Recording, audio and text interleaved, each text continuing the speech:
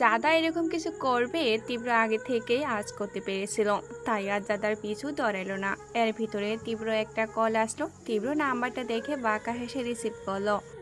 হুম, বল। কোথায় তুই? তোকে কখন বলেছি তুই তাড়াতাড়ি চলে আয়, আর তুই এখন আসছিস না? কাজে এসে বসে রয়েছে, শুধু তোর জন্য শুরু করছি না। ও, আপনাদের তো একটা কথা বলাই হয়নি। আফিম আর দিবার বিয়ে ঠিক হয়েছে পারিবারিকভাবে। যেহেতু আফিমের নিজের ব্যবসা আছে, তাই দিবার পরিবার আর অমত করেনি। তাছাড়া তারাও আফিমকে চেনে, তাই অল্পতেই রাজি হয়ে গেছে দেখে। আফিম বিয়েটা এখনই করতে চায় বলে তারাও রাজি হয়ে গেছে। আমি এই মুহূর্তে আসতে পারবো না। তুই বিয়েটা করে নে। যদি সময় থাকে হাতে চলে আসবো। আসবি না মানে? সময় থাকলে আসবি, এর মানে কি তীব্র? জাদা পালিয়ে গেছে। পালিয়ে গেছে মানে? ওরা তোর সাথে ছিল, পালালো কিভাবে? তীব্র আফিমকে বলল কিভাবে পালিয়েছে। সব শুনে আফিম বলল। ও পালিয়ে গেছে শুনেও তুই এত শান্ত কিভাবে? তীব্র আফিমের কথা শুনে বাঁকা হেসেই বলল। তীব্রের থেকে পালিয়ে যাওয়া এত সোজা না। সে যে পালাবে এটা আমি আগেই আজ করতে পেরেছিলাম। তাই আগে থেকেই ব্যবস্থা করে রেখেছি। ওকে পেয়ে যাব, তুই চিন্তা করিস না। তুই বিয়েটা করে নে। ওকে পেয়ে গেলে আমি চলে আসবো। ভাই, কিছু বুদ্ধি আমাকেও ধার দিস। তীব্র ভালোই বুঝতে পেরেছে এখন আফিম ওর সাথে মজা নেবে, তাই আর কিছু বলতে না দিয়ে টুস করে ফোনটা কেটে দিয়েছে।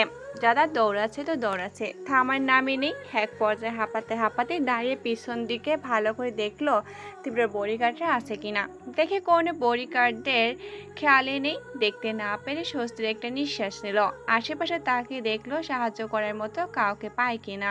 ওকে এভাবে আশেপাশে খুঁজতে দেখে একটা লোক ওর কাছে এসে বলল। আপনি কি কাউকে খুঁজছেন? যারা কারো কণ্ঠ শুনে পিছনে তাকিয়ে দেখে একটা লোক ওর দিকে তাকিয়ে কথাগুলো বলছে। না ভাইয়া, কাউকে খুঁজছি না। আপনি এইভাবে হাঁপাচ্ছেন কেন? আর এত টেন্স দেখাচ্ছে কেন আপনাকে? ভাই, আমি পালিয়ে এসেছি, আমাকে একটু সাহায্য করতে পারবেন? জি অবশ্যই। আপনি কোথায় যেতে চান বলুন? ঢাকা উত্তরা বাস স্ট্যান্ড নামিয়ে দিতে পারবেন আমাকে? হ্যাঁ অবশ্যই পারবো। আপনি আমার গাড়িতে উঠে বসুন। যারা লোকটার গাড়িতে উঠে বসলো নির্দ্বিধায়।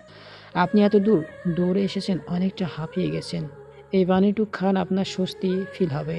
জাদাও খুব পানি পিয়াসা পেয়েছিল, তাই আর কিছু না ভেবে পানিটা নিয়ে সম্পূর্ণ শেষ করলো। লোকটা জাদাকে পানিটা খেতে দেখে মুচকি একটা হাসি দিয়ে বলল। আমার কাজটা কমপ্লিট। কাজ কমপ্লিট মানে? কিছু না, আপনি বসুন। আমার একটা কল আছে, ইমার্জেন্সি কথা বলে আসছি। দাদা আশ্চর্য নয়নে লোকটার দিকে তাকিয়ে রয়েছে। প্রথমে লোকটাকে যেমন লাগছিল, এখন কেমন জানি লাগছে দাদার কাছে। হ্যালো বস, কাজ কমপ্লিট। ম্যামকে ঘুমের ওষুধটা খাওয়াই দিয়েছি। গুড। সাবধানে নিয়ে এসো ওকে। জি বস। দাদার কাছে লোকটাকে সুবিধার মনে হয়নি, তাই লোকটার পিছু পিছু এসে লোকটার কথা বলাগুলো সবই শুনছে। গাড়ির দিকে আসবে বলে পিছনে ঘুরে দেখে দাদা ওর সামনে দাঁড়িয়ে। আপনি এখানে? আমি আপনাকে ভালো ভেবেছিলাম, আপনি ওই তীব্রের লোক। কিন্তু আমি তো আপনাদের সাথে যাব না, আমি আবারও পালাচ্ছি বলে যেই দৌড়াতে দিব অমনি জাদা মাথায় হাত দিয়ে বসে পড়ে। দাদাকে বসে পড়তে দেখে লোকটা দাদাকে আস্তে করে গাড়িতে বসিয়ে দিয়েছে। দাদা গাড়িতে বসানোর সাথে সাথে আস্তে করে নেতিয়ে ঘুমিয়ে গেছে। শাওন, আন্টি ঠিক আছে। আমি কি তোমাদের বাসায় আসবো? আম্মু ঠিক আছে, তবে এখনও কান্নাকাটি করছে অনেক, সামলাতে কষ্ট হচ্ছে। বাবা তো পুরো ভেঙে পড়েছেন। ইয়ানা ঠিকই বুঝতে পারছে সায়নও কান্না করছে। শাওন, তুমি প্লিজ ভেঙে পড়ো না। পরিস্থিতির সাথে সব কিছু মোকাবেলা করার চেষ্টা করো। সত্যিটা জানার চেষ্টা করো। মিথ্যেকে অবলম্বন করে ভুল বোঝাবুঝিতে বাড়িয়ে তোলো না। মানে? কিছু না, তুমি থাকো, আমি আসছি তোমাদের বাসায়। সায়নও আর কিছু বলল না, কারণ ইয়ানা মেয়েটা ওর জন্য অনেক ভাবে। তবে সায়ন ইয়ানাকে প্রচণ্ড পরিমাণ ভালোবাসে, এটাও ঠিক। কিছুক্ষণ পর ইয়ানা এসে উপস্থিত হয়েছে সায়নের বাড়ি। ইয়ানা এসে দেখে সায়নের মা অনেকটা ভেঙে পড়েছে। সায়নের অবস্থা প্রায় বেহাল। সায়নের চোখ মুখ ফুলে আছে, দেখেই বোঝা যাচ্ছে অনেক কান্নাকাটি করেছে। শাওন, তুমি কি সকালে কিছু খেয়েছো? আন্টিকে কিছু খাইছো? নাকি শুধু কান্নাই করে যাচ্ছ? আর খাবার? ইয়ানা আর কিছু না বলে রান্নাঘরের দিকে দৌড়ে গেল। গিয়ে কিছুক্ষণ পর সামান্য কিছু খাবার বানিয়ে শাওনকে খেতে বলল, কিন্তু ওরা কিছুই খাচ্ছে না দেখে ইয়ানা ওদের জোর করে খাইয়ে দিল। তুমি কষ্ট করে এগুলো কেন করতে গেলে ইয়ানা? তুমি কষ্টে থাকবে এটা আমি মানতে পারবো না শাওন। শাওন কোনো দিক না তাকিয়ে ইয়ানাকে শক্ত করে জড়িয়ে ধরে কান্নায় ভেঙে পড়ে বলল। আর পারছি না আমি ইয়ানা, আর পারছি না। ইয়ানা শাওনের কষ্ট সহ্য করতে না পেরে বলল। শাওন আমি তোমাকে কিছু বলতে চাই। শাওন ইয়ানাকে ছেড়ে দিল। কি বলবে বলো। এইখানে নয়, আলাদাভাবে। আচ্ছা ছাদে চলো। না, বাইরে কোথাও চলো, একান্তই আলাদাভাবে বলতে চাই। ঠিক আছে। ওরা দুজন একটা নিরিবিলি জায়গায় এসে দাঁড়ালো। আলহামদুলিল্লাহ, আপনাদের বিয়ে সম্পূর্ণ হয়েছে। কাজী আলহামদুলিল্লাহ বলার পর পিছন থেকে আর একজন বলল, আলহামদুলিল্লাহ। আলহামদুলিল্লাহ। এই আলহামদুলিল্লাহ কে বলেছে দেখার জন্য সবাই পিছনে তাকালো। তাকানোর পর কেউ কেউ তো দাঁড়িয়ে গেল ব্যক্তিকে দেখে। আফিম দেখে দৌড়ে এসে বলল, তুই এসেছিস, আমি অনেক খুশি হয়েছি। আমি তো ভেবেছিলাম তুই আসবি না। বাই দ্য ওয়ে, দাদাকে পেয়েছিস? আমি এসেছি তোকে ইমিডিয়েটলি কিছু কথা বলতে। আফিম তীব্রকে সিরিয়াস কথা বলতে দেখেই বলল, তোকে এত সিরিয়াস দেখাচ্ছে, কি হয়েছে বল? তোকে আমার সাথে লন্ডনে নিয়ে যাব। তুই আমার সাথে লন্ডনে থাকবি। ওখানে আমার অনুপস্থিতিতে কালোবাজারির সকল ব্যবসা চালানো হচ্ছে, তাই আমি চাই কালকের ভিতর লন্ডন পৌঁছাতে। সব বুঝেছি, কিন্তু আজকে তো। তীব্র আফিমকে থামিয়ে দিয়ে বলল, হ্যাঁ, আমি এখানে তার জন্য এসেছি। তুই বলতে পারতিস, যেহেতু আমি কালকে যেতে চাইছি তাই আমি নিজেই বলতে এসেছি।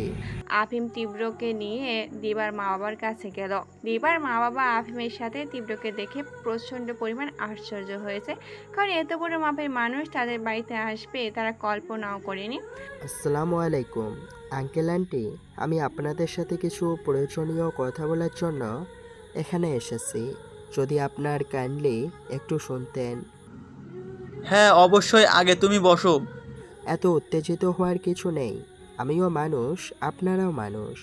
যা বলতে এসেছিলাম, আফিম আমার বেস্ট ফ্রেন্ড, ওর সাথে আপনার মেয়ের বিয়ে দিয়েছেন। এখন সম্পূর্ণ আপনার মেয়ের দায়িত্ব ওর উপর। আর আমি যা বলতে চাই, আফিম আমার সাথে লন্ডনে যাবে কিছু কাজের জন্য। আর আপনার মেয়ে যেহেতু আফিমের স্ত্রী, সেহেতু ও আপনার মেয়েকে ওর সাথে করে নিয়ে যাবে। এতে কি আপনাদের কোনো সমস্যা আছে? না না, আমাদের কোনো সমস্যা নেই। আমরা তো আফিমকে চিনি, আর তোমরাও খুব নামডাক, আর তোমারও খুব নামডাক। তোমরা আমার মেয়ের খেয়াল রাখবে জানি, তাই আমাদের কোনো সমস্যা নেই। কবে যাবে তোমরা? ধন্যবাদ আঙ্কেল আন্টি, আপনাদের থেকে এটাই আশা করেছিলাম। আমরা কালকে লন্ডনে চলে যাব। কালকে চলে যাবে? আরে তুমি চলে গেছো, কিছু খাবে না? এভাবে খালি মুখে চলে যাবে? হ্যাঁ, কালকে যেতে হবে। আর এসেছে যখন অবশ্যই কিছু খেয়েই যাব। একটা দীর্ঘশ্বাস ত্যাগ করে ইয়ানা শাওনের গুজু হয়ে বলল, আচ্ছা শাওন, তুমি কি আমাকে সত্যি ভালোবাসো? মানে হঠাৎ তুমি এরকম কথা কেন বলছো? যা জিজ্ঞেস করছি তার উত্তর দাও। জানো ইয়ানা, ভালোবাসার কখনো মাপকাঠি হয় না। যদি থাকতো তাহলে তোমাকে দেখাতাম আমি তোমাকে কতটা পরিমাণ ভালোবাসি। খুব যতটা আমি আমার বনুকে ভালোবাসি, ঠিক ততটাই আমি তোমাকে ভালোবাসি। আচ্ছা, তোমাকে যদি ভুল বুঝে আমার ফ্যামিলি তোমার থেকে আমাকে আলাদা করে দেয়, তখন তুমি কি করবে? হঠাৎ তুমি এসব কথা কেন বলছো? কি হয়েছে তোমার? আজ আমি যেগুলো বলবো তুমি সেগুলোর উত্তর দিবে শাওন। পাল্টা প্রশ্ন করো না দয়া করে। আমি যা জিজ্ঞেস করছি সেগুলোর উত্তর দাও শাওন। আমার ভুল না থাকলে তোমার ফ্যামিলি কেন আমাকে ভুল বুঝতে যাবে? আর যদি ভুল বুঝতেও যায় তাহলে আমি ভুলগুলো ধরিয়ে দেওয়ার চেষ্টা করব। এখানে আমার কোনো ভুল নেই। আর যদি তুমি ভুলগুলো ধরিয়ে দিতে গেলে তোমাকে আরও ভুল বুঝে তোমার থেকে আরও দূরে সরিয়ে নেয়, তাহলে তুমি কি করতে? তুলে এনে বিয়ে করে নিতাম, ব্যাস তুমি আমার হয়ে গেলে। একবার বিয়ে হয়ে গেলে তোমার পরিবারের কিছু করতে পারবে না। ইয়ানার দু চোখ পানি টল টল করছে, এক্ষুনি টুপ করে পড়বে ভাব। ঠিক এভাবেই তোমাদের বোঝাতে চেয়েছিল তীব্র ভাইয়া, কিন্তু তোমরা কি করলে? তীব্র ভাইয়াকে ভুল বুঝেই গেলে। আর যেমন তেমন ভুল না, ডিরেক্টলি দাদাকে মারতে চায়, সেই ভুলটাই বুঝেতেছো তোমরা। কিন্তু একটা জিনিস কি জানো, আমরা যাকে খারাপ ভাবি কখনো তারা ভালো হতে পারে, আবার আমরা যখন যাকে ভালো ভাবি তারা খারাপ হতে পারে। কিন্তু আমার তীব্র ভাইয়া খারাপ নয় শাওন। সে জাদাকে প্রচণ্ড পরিমাণ ভালোবাসে। তুমি বললে না ভালোবাসার মাপকাঠি হয় না, ঠিক তেমনই তীব্র ভাইয়ার বেলায়ও এমন। জাদাকে সে কতটা ভালোবাসে তার মাপকাঠি হবে না। তীব্র ভাইয়া, তুমি তীব্র ভাইয়ের নামে এত কিছু বলছো, তুমি তার সম্পর্কে কিছু জানো? হ্যাঁ হ্যাঁ, আমি সব কিছুই জানি, সব। আর তোমাকে আমি আজ সবই বলবো, যেগুলো তোমরা ভুল বুঝে আছো।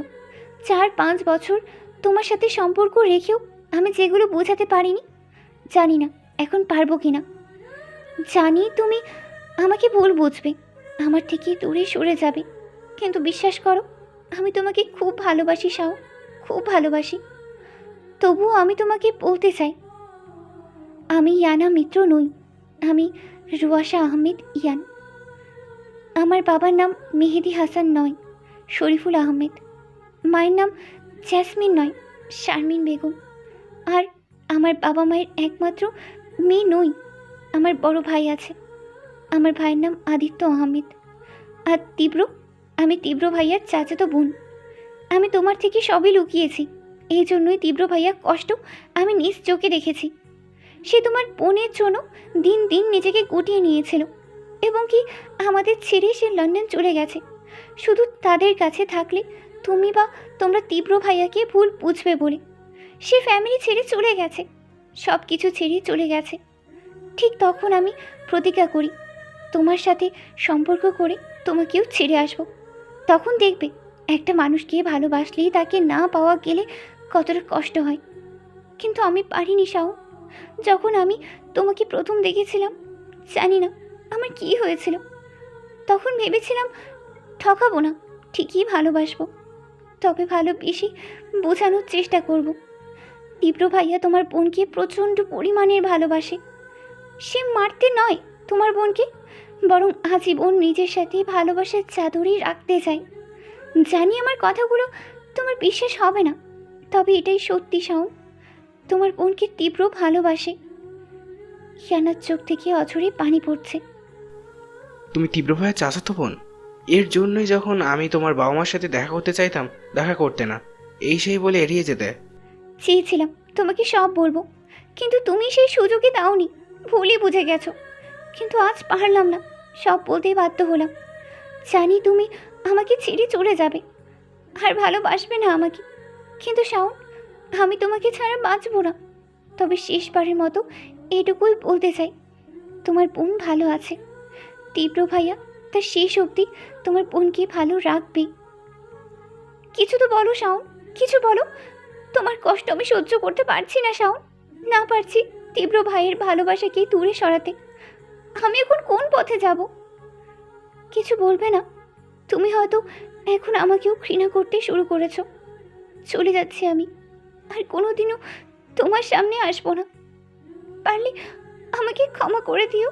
সায়ন পিছন থেকে ইয়ানার হাতটা ধরেই বলল, আমি কি তোমাকে একবারও বলেছি তোমাকে আমি ঘৃণা করি? না একবারও বলেছি আমি তোমাকে ছেড়ে যেতে দিব? তাহলে তুমি কি আমাকে?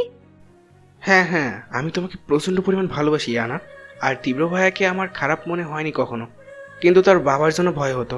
কখনো সে তার বাবার কথা শুনে আমার বোনের ক্ষতি করে দেয়, কিন্তু তোমার কথা শুনে এখন আমি পুরোপুরি বিশ্বাস করি তীব্র আমার বোনকে ভালো রাখবে। আমি সার্থক শাওন, আমি সার্থক। আমি পেরেছি তোমার ভুল ধারণাকে ভাঙতে, পেরেছি আমি। কিন্তু আমি বিশ্বাস করলেও বাবা মা এত তাড়াতাড়ি বিশ্বাস করবে না তীব্র ভাইয়াকে। বাবা মাকে বিশ্বাস করাতে তাদের সামনে তীব্র ভাইয়াকে বলতে হবে, আমরা বললে বিশ্বাস করবে না হয়তো। তুমি পাশে থাকো, আমি, তুমি, তীব্র ভাইয়া, আদিত্য ভাইয়া সবাই মিলে বোঝালে ঠিকই বুঝবে। জানি না ভবিষ্যতে কি হয়, দেখি এর শেষ কোথায়। জাদা পিট পিট করে চোখ খুলে আস্তে আস্তে চারিদিকে চোখ বুলে দেখে। জাদা পিট পিট করে চোখ খুলে আস্তে আস্তে চারিদিকে চোখ ফোলা নিয়ে দেখে আশ্চর্য হয়ে গেল। এটা আবার কোন জায়গা, এখানেও আসলো কি করে বলে ভাবতে লাগলো। কিছুক্ষণ ভাবার পর মনে পড়ে গেল ওর সাথে কি হয়েছিল। মনে পড়ার সাথে সাথেই দর সরিয়ে উঠে বসলো। যেই বিছনা থেকে নামতে যাবে অমনি চোখ পড়লো সামনের সোফায় পায়ের পর পাথরে তীব্র বসে খুঁটিয়ে খুঁটিয়ে দেখছে। যাদা তীব্রকে ওর দিকে এমনভাবে তাকিয়ে থাকতে দেখে শুকনো একটা ঢোক গেল আর চোখে তীব্রকে একবার দেখে বিছানা থেকে নামার জন্য পা বাড়ানোর সাথে সাথে তীব্র সোফা থেকে উঠে সোজা দাদার পাশে এসে বসে বলল, এখন কেমন লাগছে তোমার শরীর? অনেকটা জার্নি করে এসেছো, এখান থেকে কোথাও যেতে পারবে না, তাই এভাবে অস্থির না হয়ে আর একটু বিশ্রাম নাও, তোমার ভালো লাগবে। দেখুন, আপনি আমাকে বাসায় দিয়ে আসুন, এটাই আপনার জন্য খুব ভালো হবে। এবার পালাতে পারিনি তো কি হয়েছে, পরের বার আমি ঠিকই পালিয়ে যাব। তখন আপনি আমাকে কিভাবে আটকে রাখবেন আমিও দেখব। তোমার কথাগুলো, জেদগুলো বরাবরই আমার ভালো লাগে। তবে তোমাকে একটা কথা বলি, কান খুলে শুনে রাখো। ওখানে বসে পালানোর চেষ্টা করেছো ভালো কথা, এখানে বসে পালানোর কথা মাথায়ও এনো না, তাহলে ব্যাপারটা তোমার জন্য মোটেও ভালো হবে না। কারণ যে জিনিসটা আমার সেটা একান্তই আমার, সেটা কিভাবে রাখতে হয় তা আমার ভালোই জানা আছে, বাট তোমার উপর ফলাতে চাই না। তাই তুমি মেনে নাও, এটাই ভালো হবে তোমার জন্য। দেখুন, আমি আপনাকে স্পষ্টভাবে বলছি, আমি আপনার সাথে থাকতে চাই না, এটা বুঝুন। আর কোনো জিনিস আপনার আর কোন জিনিস আপনার, যেটা আপনি রাখেন বা নাই রাখেন তাতে আমার কিচ্ছু যায় আসে না, কিন্তু আমি আপনার কিছুই হই না। তাই আপনি আমাকে বাধ্য করতে পারেন না কোনো বিষয়ে। আর পালিয়ে তো আমি যাবই, সেটা যে করেই হোক। তীব্র এতক্ষণ দাঁতের উপর দাঁত চেপে রাগটাকে নিয়ন্ত্রণ করার চেষ্টা করেছে। একে তো জাদা পালানোর চেষ্টা করেছিল, তার জন্য খুব রেগে রয়েছে, তার উপর জাদা ওর প্রতি ফুল বুঝে সেসব কথা বলেছে, তাতে তীব্র নিজের রাগকে কন্ট্রোল করতেই পারছে না। তারপরেও কয়েকটা ঘন ঘন নিঃশ্বাস নিচ্ছে রাগটা কমানোর জন্য। শেষ পর্যন্ত না পেরে জাদাকে হুট করে বিছনার সাথে চেপে ধরে বলল, দেখো, আমি ভালোভাবে বলছি, তুই আমার, সম্পূর্ণই আমার। এটা যত তাড়াতাড়ি বুঝবি তোর জন্যই ভালো হবে। আর একটা কথা, আমি তোকে মারতে চাই না, মারতে হলে সেই 5 বছর আগেই তোকে মারতে পারতাম। শুধু ভালোবাসি বলে তোর জন্য ফ্যামিলি ছেড়েছি, কাছের মানুষদের থেকে দূরে থেকেছি, নিজেকে বদলে নিয়েছি। আর কি চাস? এরপরেও যদি তুই না বুঝিস, তো আমি এমন কিছু করব যাতে তুই নিজে থেকে আমার সাথে থাকতে বাধ্য হস। তাই আমাকে দিয়ে এমন কোনো কাজ করাস না যেটা তোর জন্য ভালো হবে না। আমি চাই না এমন কোনো কাজ করতে যাতে তুই বাধ্য হোস আমার সাথে থাকতে। তাই বলছি মেনে নে, ভালো হবে তোর জন্য। ভালোবাসি তোকে, তাই এখনও কিছু করলাম না, তোকে ছেড়ে দিলাম। পরবর্তীতে পালানোর চেষ্টা করবি না, তোকে এখানে থাকতে হবে, তাও আমার সাথেই। বলে দাদা দু বাহু ছেড়ে দিয়ে রেগে হন হন করে রুমের বাইরে চলে গেল। যারা তীব্র রাগ সম্পর্কে অনেক আগে থেকে অবগত, তবে এটাই বুঝতে পারছে না তীব্র কি সত্যি ওকে ভালোবাসে নাকি সবটাই নাটক করছে। এভাবে বসে থাকলে হবে না, যে করেই হোক ওকে পালাতেই হবে তীব্র থেকে, না হলে তীব্র যে রাগই কখন না সত্যি সত্যি ওকে শুট করে মেরে ফেলে গুম করে দেয়। এনা সেই দিনের পর থেকে আর শাওনদের বাসায় আসেনি। শাওনের সাথে সব কথা ফোনেই বলেছে, তবে দেখা করেছে। ক্রিং ক্রিং ফোনের শব্দ পেয়ে ওয়াশরুম থেকে তাড়াতাড়ি বের হয়ে নাম্বারটা দেখে মুচকি হেসে ফোনটা রিসিভ করলো। হুম। আচ্ছা, তোমাকে কতবার বলেছি ফোন দিলে সবসময় হুম না বলে সালাম দিবে আমাকে, আর তুমি সেটা না করে সবসময় ফোন ধরেই হুম বলো। আসলে হয়েছে কি শাওন, আজকে না আমি অনেক খুশি, তাই তোমাকে সালাম দেওয়ার বিষয়টা ভুলে গিয়েছিলাম, মাফ করে দাও। ও, আরেকটা কথা, তোমার জন্য আজকে একটা সারপ্রাইজ আছে। আচ্ছা যাও, এবারের মতো ক্ষমা করে দিলাম। তবে আজ তোমার কথা শুনে অনেক হ্যাপি মনে হচ্ছে তোমাকে। ব্যাপারটা কি বলো তো? আর কি যেন সারপ্রাইজ দেবে বললে না, কি সারপ্রাইজ বলো? সারপ্রাইজটা বলে দিলে কি আর সারপ্রাইজ থাকে? আর তোমার জন্য একটা না, দুটা সারপ্রাইজ আছে। তার ভেতরে একটা গুড নিউজ আর একটা সারপ্রাইজ, কিন্তু এগুলো দেখা বা শোনার জন্য তোমাকে ওয়েট করতে হবে। ওকে বাবা, আমার পাখিটা মনে হচ্ছে সারপ্রাইজ নিয়ে অনেক এক্সাইটেড আজকে। হুম। আচ্ছা ইয়ানা, তোমাকে একটা কথা। শাওনকে আর কিছু বলতে না দিয়ে ইয়ানা বলল, তোমার বোনও একদম সুস্থ আছে, ভালো আছে, তোমার একটুও চিন্তা করতে হবে না। তুমি বুঝলে কিভাবে আমি জাদার কথা জিজ্ঞেস করব? আমি সব বুঝি, তুমি কখন কি বলতে চাও। আচ্ছা এখন রাখি, পরে কথা হবে। আর শোনো। টুস টুস। যা, ফোনটা কেটে দিল। বাপ্পা, বাঁচা গেল। ফোন না কাটলে একটার পর একটা প্রশ্ন করেই যেত। ওর প্রশ্ন শুনতে শুনতে কখন না মুখ ফুসকে বলে দিতাম সারপ্রাইজের কথা। বারবার রুমটা খুঁটিয়ে খুঁটিয়ে দেখছে দাদা কোন জায়গা থেকে পালানোর উপায় আছে কিনা। সব জায়গা খুঁজে পালানোর উপায় না পেয়ে হতাশা হয়ে বিছানায় বসে পড়ল। আরও একবার চোখ বুলালো পুরো রুমটায়। হঠাৎ ও খেয়াল করলো তীব্র যে দরজাটা বাহির থেকে বন্ধ করে দিয়েছে ঠিক সেই বরাবরই সামনে একটা দরজা, আর সেটা বাহির থেকে নয় ভিতর থেকে দেওয়া। দাদা দরজাটা দেখে পালাতে পারবে ভেবে হুড়ে বলে 3টা লাফ দিল। এবার পেয়ে গেছি, এবার তো পালাবই। এবার আমিও দেখি তীব্র আপনি কিভাবে আমাকে আটকে রাখেন। দাদা আর কিছু না ভেবেই দরজার কাছে ছুটে এলো। পা দুটো উঁচু করে যেই দরজা খুলতে যাবে অমনি পিছন থেকে দরজা খোলার আওয়াজ পেয়ে পিছনে ঘুরে দেখে খাবারের প্লেট হাতে নিয়ে রুমের ভিতরে ঢুকলো তীব্র। দাদা তীব্রকে রুমের মধ্যে ঢুকতে দেখে তাড়াহুড়ো করে দরজাটা খুলে পালানোর জন্য দৌড় দিল। তীব্র খাবারের প্লেটটা টেবিলে পরে রেখে দরজার দিকে তাকিয়ে বাঁকা হেসে দরজার দিকে এগিয়ে গেল। দাদা দরজা খুলে তো এলো পালানোর জন্য, কিন্তু বাইরে এসে যা দেখলো তাতে মাথায় আকাশ ভেঙে পড়লো। ও এত বোকা কি করে হতে পারলো? ও একটা বারো কেন ভাবলে না যে বেডরুমের ভিতরে কেউ 2টা দরজা রাখে না, আবার রাখলে বারান্দার দরজা? এটা ওর মাথায় কেন এলো না? মুখটা ছোট করে পিছনে তাকে দেখে তীব্র ওর খুব কাছাকাছি দাঁড়িয়ে আছে। হঠাৎ তীব্র ওকে টান দিয়ে দেওয়ালের সাথে চেপে ধরে বলল, সারাদিন শুধু পালাই পালাই করো, কালকে থেকে যে না খেয়ে আছো সেটা কি মনে আছে? তীব্রকে নিজের এতটা কাছে দেখে তীব্র কি বলছে সেই দিকে কোনো খেয়ালই নেই ওর। ও তো তীব্র থেকে নিজেকে ছাড়ানোর জন্যই ব্যস্ত। তীব্রও ভালোভাবে বুঝতে পারছে দাদা ওর কোনো কথাই খেয়াল করিনি, তাই আবারও বলল, কি বললাম শুনতে পাওনি? এভাবে ছটফট করছো কেন? তীব্র ধমক শুনে দাদা শান্ত হয়ে নরম সুরে বলল, দেখুন আমার কেমন অস্থির লাগছে, একটু দূরে দাঁড়ান প্লিজ। তীব্র দাদার অস্থিরতা বুঝতে পেরে ওর থেকে কিছুটা দূরে সরে দাদার হাত ধরে রুমের ভিতরে এসে বিছনায় বসিয়েছে। দাদা বিছনায় বসে একই রকম নিচের দিকে তাকিয়ে আছে। দাদার কোনো হেলদোল নেই দেখে তীব্র নিজে আবারও বলল, তোমাকে কিছু একটা বলেছিলাম। দাদাকে চুপ থাকতে দেখে তীব্র টেবিল থেকে খাবার প্লেট হাতে নিয়ে নিজের খাবারগুলো দাদার মুখের সামনে ধরে বলল। হ্যাঁ করো।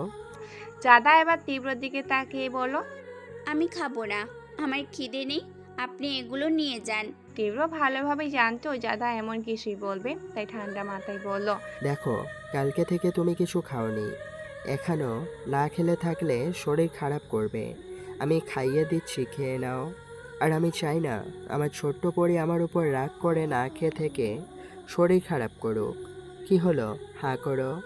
তীব্র কিছু না বলে সোজা তীব্রর হাতে থাকা খাবারগুলো ফেলে দিয়ে বলল, খাবো না বললাম না আমি। আর আমি আপনার কোনো ছোট্ট পরি না, বুঝতে পেরেছেন? আর শরীর খারাপের চিন্তা আপনাকে করতেই হবে না। আমি শুধু এখান থেকে পালাতে চাই, আর আমি পালাবো। তীব্র দাদার কাছে আসলে সবসময় নিজের রাগটাকে দূরে সরিয়ে রাখার চেষ্টা করে, কিন্তু এই মেয়েটার কথা শুনলে রাগ আপনা আপনি শরীরে চেপে বসে। কখনো তার ব্যতিক্রম হয়নি, তাই রাগটাকে নিয়ন্ত্রণ করতে না পেরে দাদা 2 বাহু শক্ত করে চেপে ধরে বলল, তোর সাহস কি করে হলো আমার হাত থেকে খাবার ফেলে দেওয়ার? বলে যে থাপ্পড় মারতে যাবে অমনি দাদাকে খুঁটি মেরে বসে থাকতে দেখে চোখটা মুখটা হুট করে রাগটা নিয়ন্ত্রণ করার চেষ্টা করে আবারও বলল, শোন, তুই ভালো কথার মেয়ে না, তাই সব সময় আমাকে রাগিয়ে দিস। আর তুই আমার ছোট্ট পরি ছিলি, আর সব সময় থাকবি। আমি চাই না তোর শরীরে আঘাত করতে, কারণ যেই শরীরে আঘাত করে তোকে যতটা না কষ্ট দেব তার দ্বিগুণ কষ্ট আমি পাবো। তাই আমি তোর গায়ে হাত তুলছি না। আর পালানোর তোর পক্ষে কোনোভাবেই সম্ভব না, যদি আমি না চাই। এতে যদি তোর সাথে সবসময় জোর জবরদস্তি করতে হয় তাহলে আমি তাই করব। তীব্রকে চিৎকার মেরে কথাগুলো বলতে দেখে দাদা গুটিসুটি মেরে বসে রইল। তীব্র দাদাকে বসে থাকতে দেখে আবারও মুখের সামনে খাবার ধরে বলল, হ্যাঁ করো। খেতে যখন হবেই তাহলে আমি নিজেই হাতে খাই। আর কিছু বলার আগে তীব্র বলল, এবার হ্যাঁ করতে বলেছি। দাদা তীব্র চেহারা দেখে আর কিছু না বলে ভদ্র মেয়েদের মতো হাঁ করে খেয়ে নিল। সায়ন ইয়ানার ঠিকানা অনুযায়ী একটা কফি শপে চলে এসেছে। সায়ন কফি শপের ভিতরে গিয়ে দেখলো ইয়ানা একটা ছেলের সাথে হেসে হেসে কথা বলছে। ইয়ানাকে ছেলেদের সাথে হেসে কথা বলতে দেখে যেমন হিংসা হচ্ছে তেমনি রাগও হচ্ছে সায়নের। তাই সোজা ওদের টেবিলের সামনে গিয়ে হাত দিয়ে টেবিলে থাপ্পড় মেরে বলল, কি হচ্ছে এখানে ইয়ানা? আর এই ছেলেটা কে যার সাথে তুমি এভাবে হেসে হেসে কথা বলছো?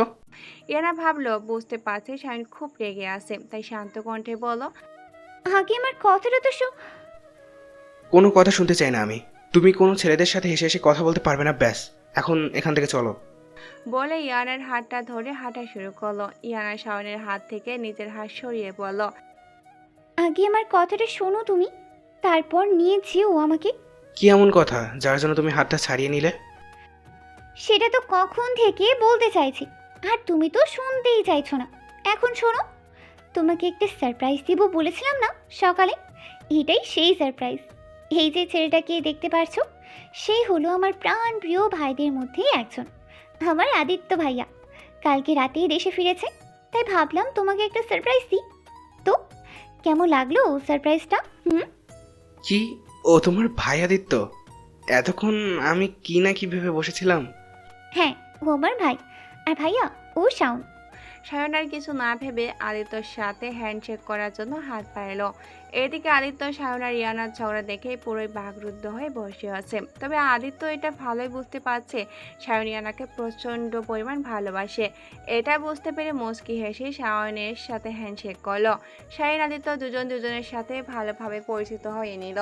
এদিকে ইয়ানা ফট করে আবার বলল, শাওন, তোমাকে আরেকটা সারপ্রাইজ দেওয়ার কথা ছিল না, আগে সেটা শোনো, তারপর দুজনে গল্প জুড়ে দিও। আর কি সারপ্রাইজ বলো? আসলে এটা সারপ্রাইজ না, গুড নিউজ। বলে ফেলো। আসলে হয়েছে কি শাওন, তীব্র ভাইয়া আর জাদার বিয়েটা হয়ে গেছে। আসলে হয়েছে কি শাওন, তীব্র ভাইয়া আর জাদার বিয়েটা হয়ে গেছে। দেখো, তুমি চেঁচিয়ে উঠবে না, আগে আমার পুরো কথাটা শোনো, তারপর তোমার যা মতামত তাই বলো। ইয়ানা এইটুকু বলে আবারও বলতে শুরু করলো, এই সংবাদটা আমাদের জন্য গুড নিউজ হলেও তোমার জন্য ব্যাড নিউজ। আসলে শাওন, তুমি তো জানো তীব্র ভাইয়া তোমার বোনকে জোর করে তোমাদের কাছ থেকে না বলে নিয়ে গেছে, আর এতে ভাইয়া নিজেকে অপরাধী মনে করছে। তাই সে চায় না তোমার বোনকে অপবিত্রভাবেই ছুতে, আর তোমার বোনের যেন তীব্র ভাইয়া ছোঁয়া অপবিত্র না মনে হয়। তাই ভাইয়া এই সিদ্ধান্ত নিয়েছে। তবে তুমি চিন্তা করো না, তীব্র ভাইয়া বলেছে বিয়ে করলেও স্বামীর অধিকার ফলাবে না তোমার বোনের উপর, যতদিন পর্যন্ত তোমাদের থেকে পারমিশন নিয়ে জাদাকে বিয়ে না করছে। তোমরা হাসি মুখেই যতদিন পর্যন্ত না জাদাকে তার হাতে তুলে দিচ্ছ, এতদিন পর্যন্ত এই স্বামীর অধিকার ফলাবে না। তাই তুমি ভাইয়াকে ভুল বুঝো না। সায়ন গম্ভীর হয়ে এমনভাবে ইয়ানার কথাগুলো চুপচাপ শুনে যাচ্ছে, বোঝাই যাচ্ছে সায়ন প্রচুর রেগে আছে ইয়ানার কথা শুনে। ইয়ানা সায়নের গম্ভীর মুখ দেখে দুহাত বারবার কসলাচ্ছে আর ঢোক গিলছে। সায়ন ইয়ানার এমন অবস্থা দেখে ফিক করে হেসে দিয়ে বলল, তুমি এমন ভয় পেয়ে হাত কসলাচ্ছ যাতে বোঝা যাচ্ছে বিয়েটা তীব্র ভয়া নয়, তুমি করেছো। ইয়ানা সায়নকে হাসতে দেখেই বলল, আমি জানি জ্বর ওঠার আগে পরিবেশ শান্ত থাকে, তাই এইভাবে হাসছো তাই না? সায়ন ইয়ানার এমন কাণ্ড দেখে আরো জোরে জোরে হেসে দিল আর বলল, কুল ইয়ানা কুল, তোমাকে ভয় পেতে হবে না, ঝড় উঠবে না, শান্ত হও। তুমি যেমন তীব্র ভয়ের সিদ্ধান্তে খুশি হয়েছ, আমিও হয়েছি। কারণ আমিও এটা নিয়ে চিন্তায় ছিলাম যে একটা প্রাপ্তবয়স্ক ছেলে মেয়ে কীভাবে একসাথে থাকতে পারে বিবাহ বন্ধন ছাড়া। কিন্তু আমি বলবো বলবো করে আর বলা হয়ে উঠলো না। তীব্র ভাইয়া যে এই সিদ্ধান্ত নেবে আমি কল্পনাও করিনি।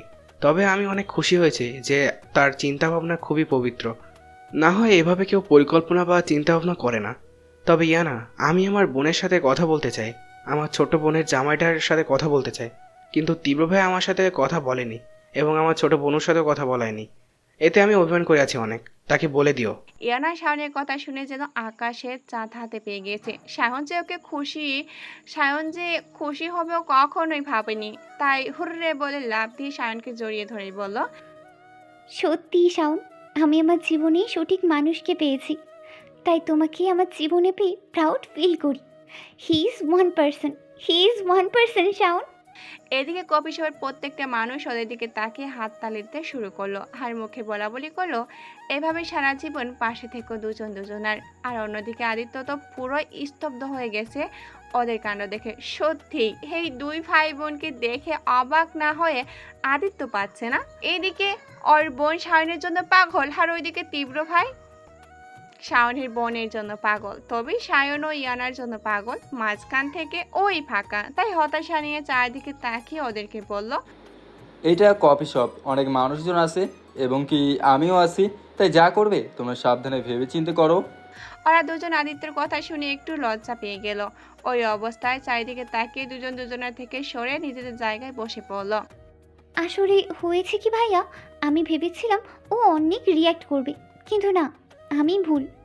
সায়ন এমন একটা মানুষ যে সব সময় আমার কথাগুলোর উপর ভরসা করে, সব সময় সবটা মেনে নিয়েছে এবং কি সব সময় ইয়ানার কথাগুলোকে সম্মান করেছে। এমন একটা মানুষ যার জন্য ইয়ানা নির্দ্বিধায় নিজের জীবনটাও দিতে পারে। বিশ্বাসের হাসি রেখেই বলল। আদিত্য ওদের ভালোবাসা দেখে সায়নকে উদ্দেশ্য করেই বলল, আচ্ছা শাওন ভাইয়া, তোমার কি আর কোনো বোন নেই? তোমরা কি এই দুই ভাই বোনই? পরে বলছি, আগে তুমি আমাকে শাওন বলে ডাকো। তুমি আমি একই বয়সী, আর এমনিতেও আমি তোমার রাবিতেও ছোট, তাই শাওন বলে ডাকো। আরে হ্যাঁ, আমি রাবিতে ছোট হতে পারি, কিন্তু আদিত্য বলে ডাকবে। আর যেটা বলছিলে আমার বোন আছে কিনা, হ্যাঁ আমার একটা না, আরও দুইটা বোন আছে গুলুমুলু। তাদের মধ্যে একজনকে চাইলে সঙ্গী করে নিতে পারো।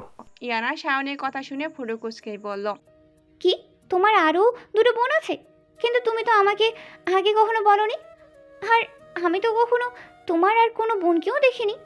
আমার জানা মতে তো তোমরা দুই ভাই বোন, তো আর দুটো বোন আসলো কোথা থেকে? আর থাকলেও তুমি সেটা আমাকে বলনি কেন? আরে তুমি রাগ করছো কেন? আগে আমার কথা শোনো। তুমি সঠিক জানো আমার দাদা ছাড়া আর কোনো বোন নেই, আর যাদের কথা বললাম ওরা আমার খালাতো বোন। ও তাই বলো? শাওন, তোমার যেমন বোনই হোক না কেন, আমাকে একজন দিও, ওকে? আর তোমরা কথা বলো, অনেকক্ষণ হয়েছে এখানে এসেছি, আমার একটা কাজ আছে, সেখানে যেতে হবে।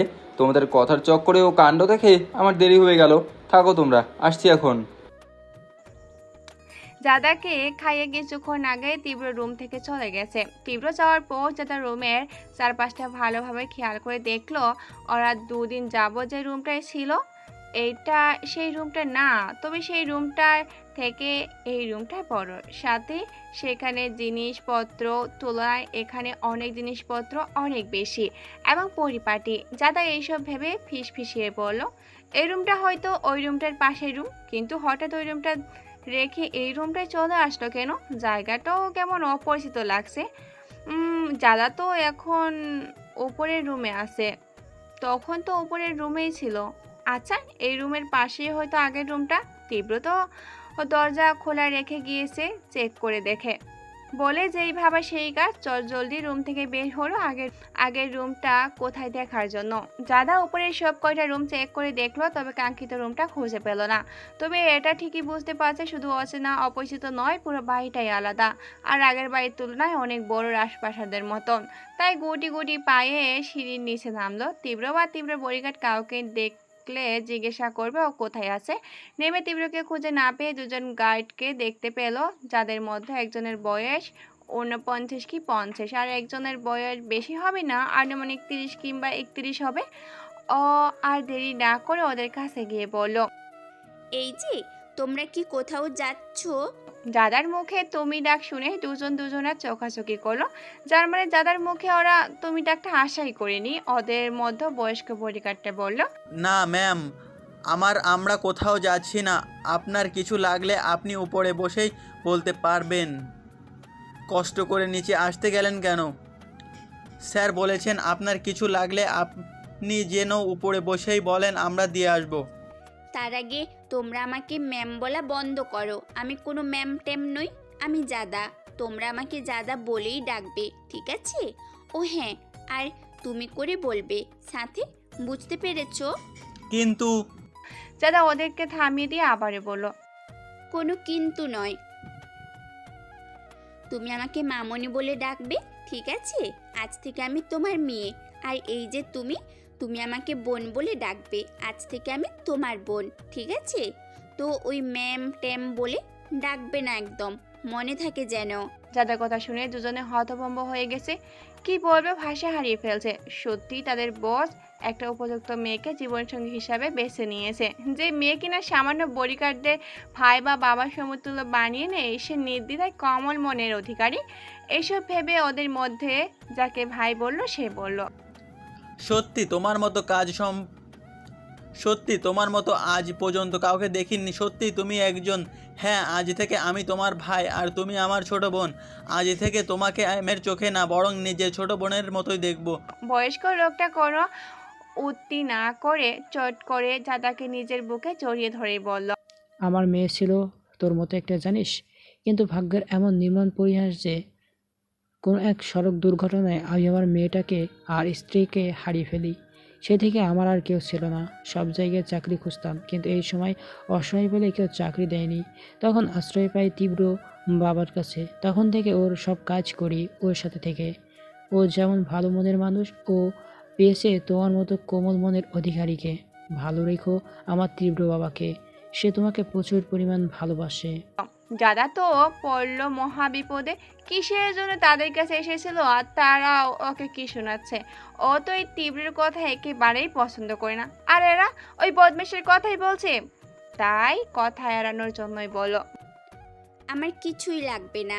আসলে আমি একটা জিনিস জানতে চাইছিলাম, তোমরা আমাকে বলবে? বডিগার্ড করে বুঝতে পেরেছে দাদা ওদের কথা এড়ানোর জন্য ওদের কথা না শুনে এটা বললো। তাই ওরা আর কথা না বাড়িয়ে বলল, হ্যাঁ মামনি, বলো তুমি কি জানতে চাও?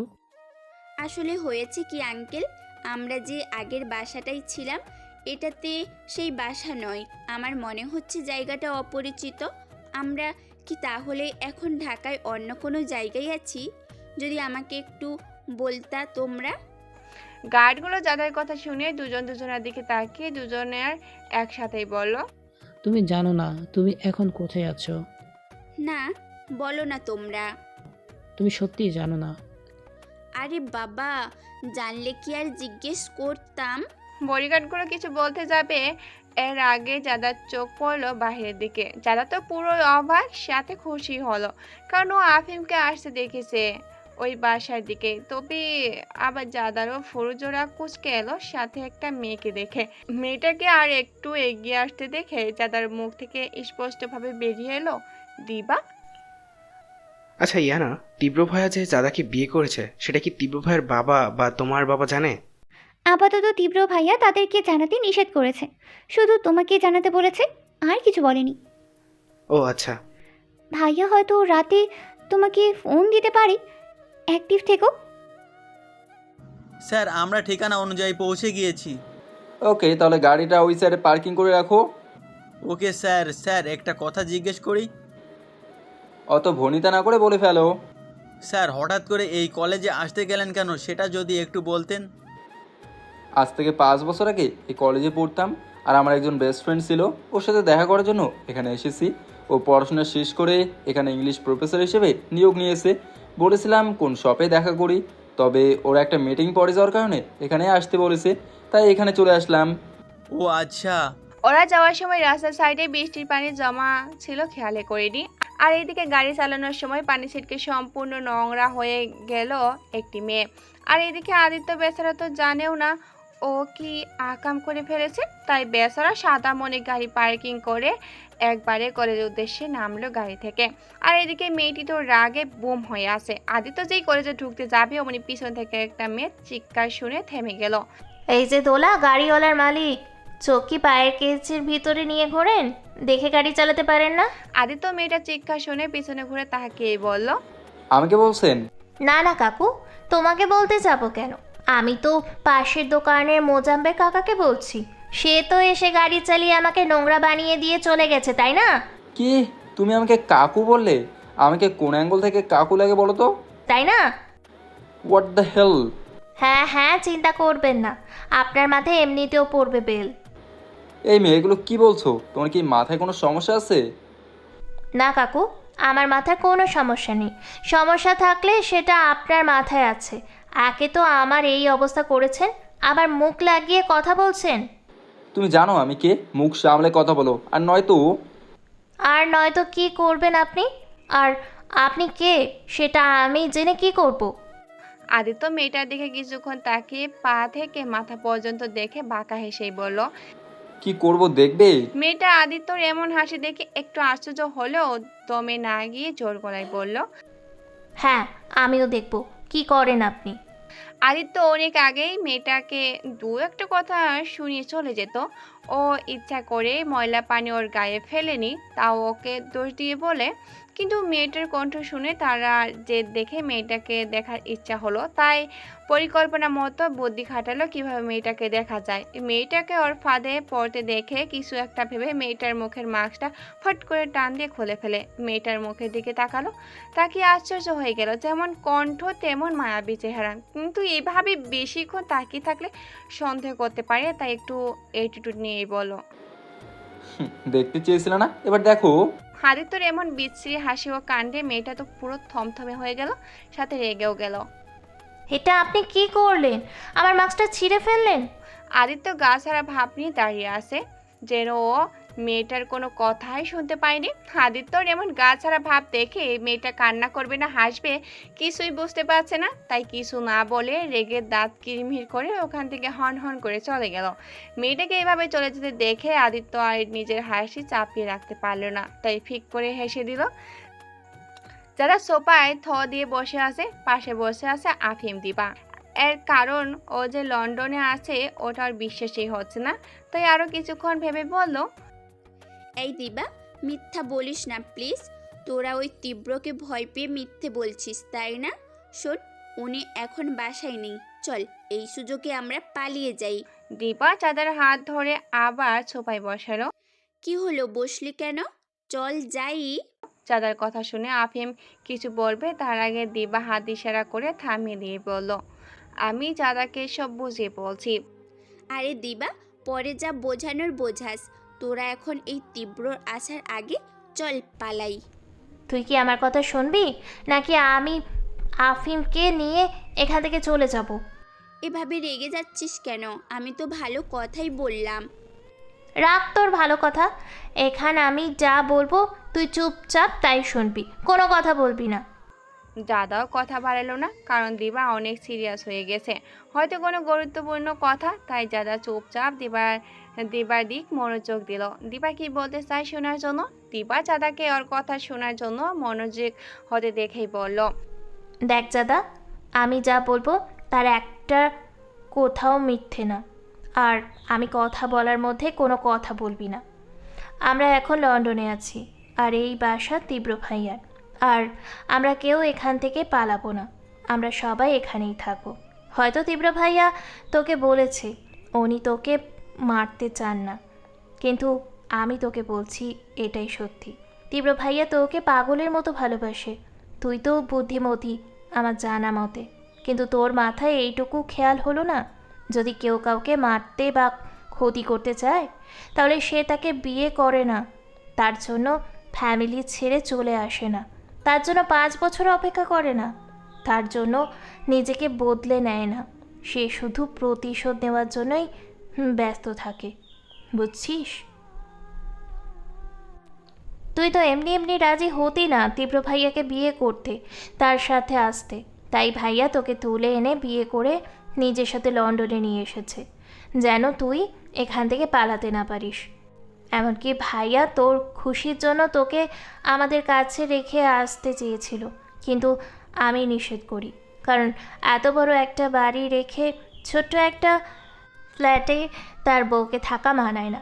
তাই তুই এখানে থাকবি বলে আমি আর আফিম তোর সাথে থাকার সিদ্ধান্ত নিই।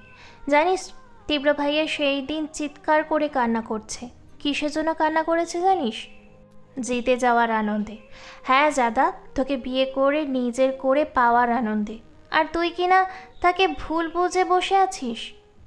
আর তোকে তো একটা কথা বলা হয়নি, তোকে যে সময় তীব্র ভাইয়া তুলে এনেছিল সেই সময় আমার আর আফিমের বিয়ে হয় পারিবারিকভাবে।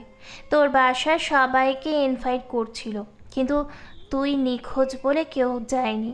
পরিশেষে আমি একটা কথাই বলবো, আমি যা বোঝাতে চেয়েছি আশা করি তুই বুঝবি। যাদা এতক্ষণ দিবার সব কথা চুপচাপ শুনছিল। দিবার কথার মধ্যে একটা কথা বলেনি। সত্যি তো তীব্র যদি ওকে মারামারি হতো তাহলে তো আগেই মেরে ফেলতে পারতো। ও কি বোকা একটা মানুষ! ওকে 5টা বছর ধরে এত ভালোবেসে এসেছে, আর ও কিনা এতগুলো বছর ভুল বুঝে এসেছে। এখন হয়তো ভুল বুঝেই থাকতো যদি না দিবা এত সুন্দর করে বোঝাতো।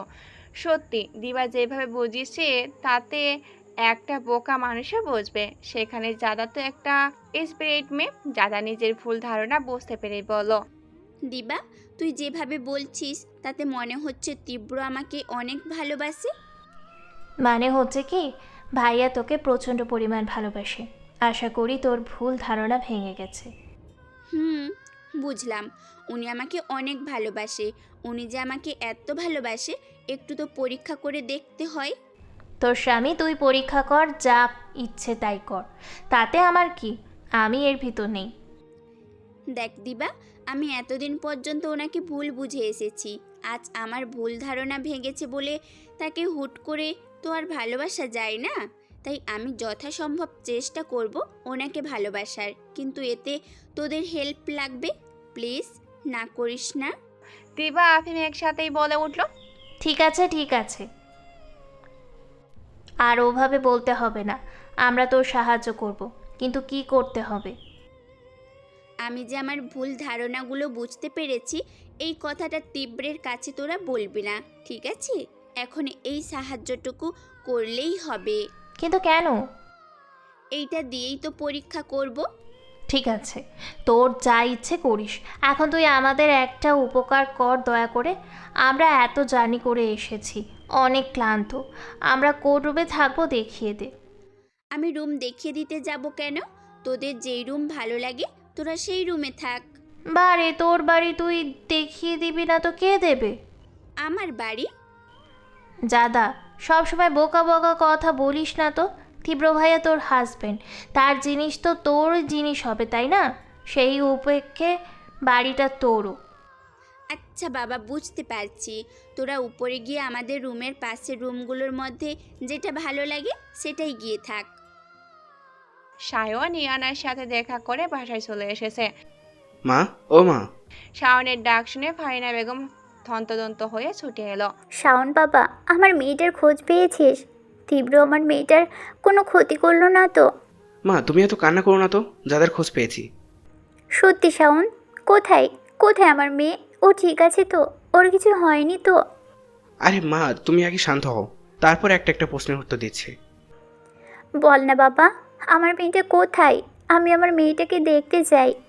হ্যাঁ, অবশ্যই দেখতে পারবে। আজ রাতের ভিতরে তুমি তোমার মেয়েকে দেখতে পারবে, সাথে খুব বড় সারপ্রাইজ পাবে। একটু ওয়েট করো। এই শোনো না, প্রতিদিন ভালোবাসার নতুন নতুন গল্প পেতে ও শুনতে চাইলে আমাদের আলোর ডায়েরি চ্যানেলটি সাবস্ক্রাইব করে পাশে থাকা বেল আইকনটি বাজিয়ে দিও, কেমন? প্রকৃতির অদ্ভুত নিয়ম মেনে দুনিয়ার বুকে অন্ধকার নেমে পুরো দুনিয়াকে অন্ধকারচ্ছন্ন বানিয়ে দিয়েছে, যাকে আমরা সন্ধ্যা বলে চিনি। তীব্র সকালে যে বেরিয়ে গেছে, এখন পর্যন্ত বাসায় ফিরেনি। যারা সকাল থেকে সন্ধ্যা পর্যন্ত অপেক্ষা করেছে তীব্রর আশা। তীব্রকে বাসায় আসতে না দেখে কিছুটা চিন্তায় পড়ে গেল মেয়েটা। ওর কাছে তো ফোনও নেই, আর থাকলেও নাম্বারও তো নেই। তাই বলে তো এভাবে হাত গুটিয়ে বসে থাকলে কাজ হবে না।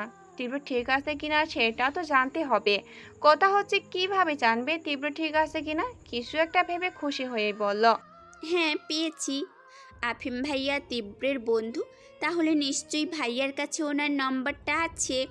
রুমের সামনে এসে দরজা খুলে দেখে যাদা কোনো কিছু না ভেবে অনুমতি ছাড়াই রুমে ঢুকে পড়ল। রুমে ঢুকে যা দেখলো তাতে যাদার চোখ বট গাছের মাথায়, কারণ আফিম দিবাকে দেয়ালের সাথে চেপে ধরে ডার্ট লিফ কিস খাচ্ছে।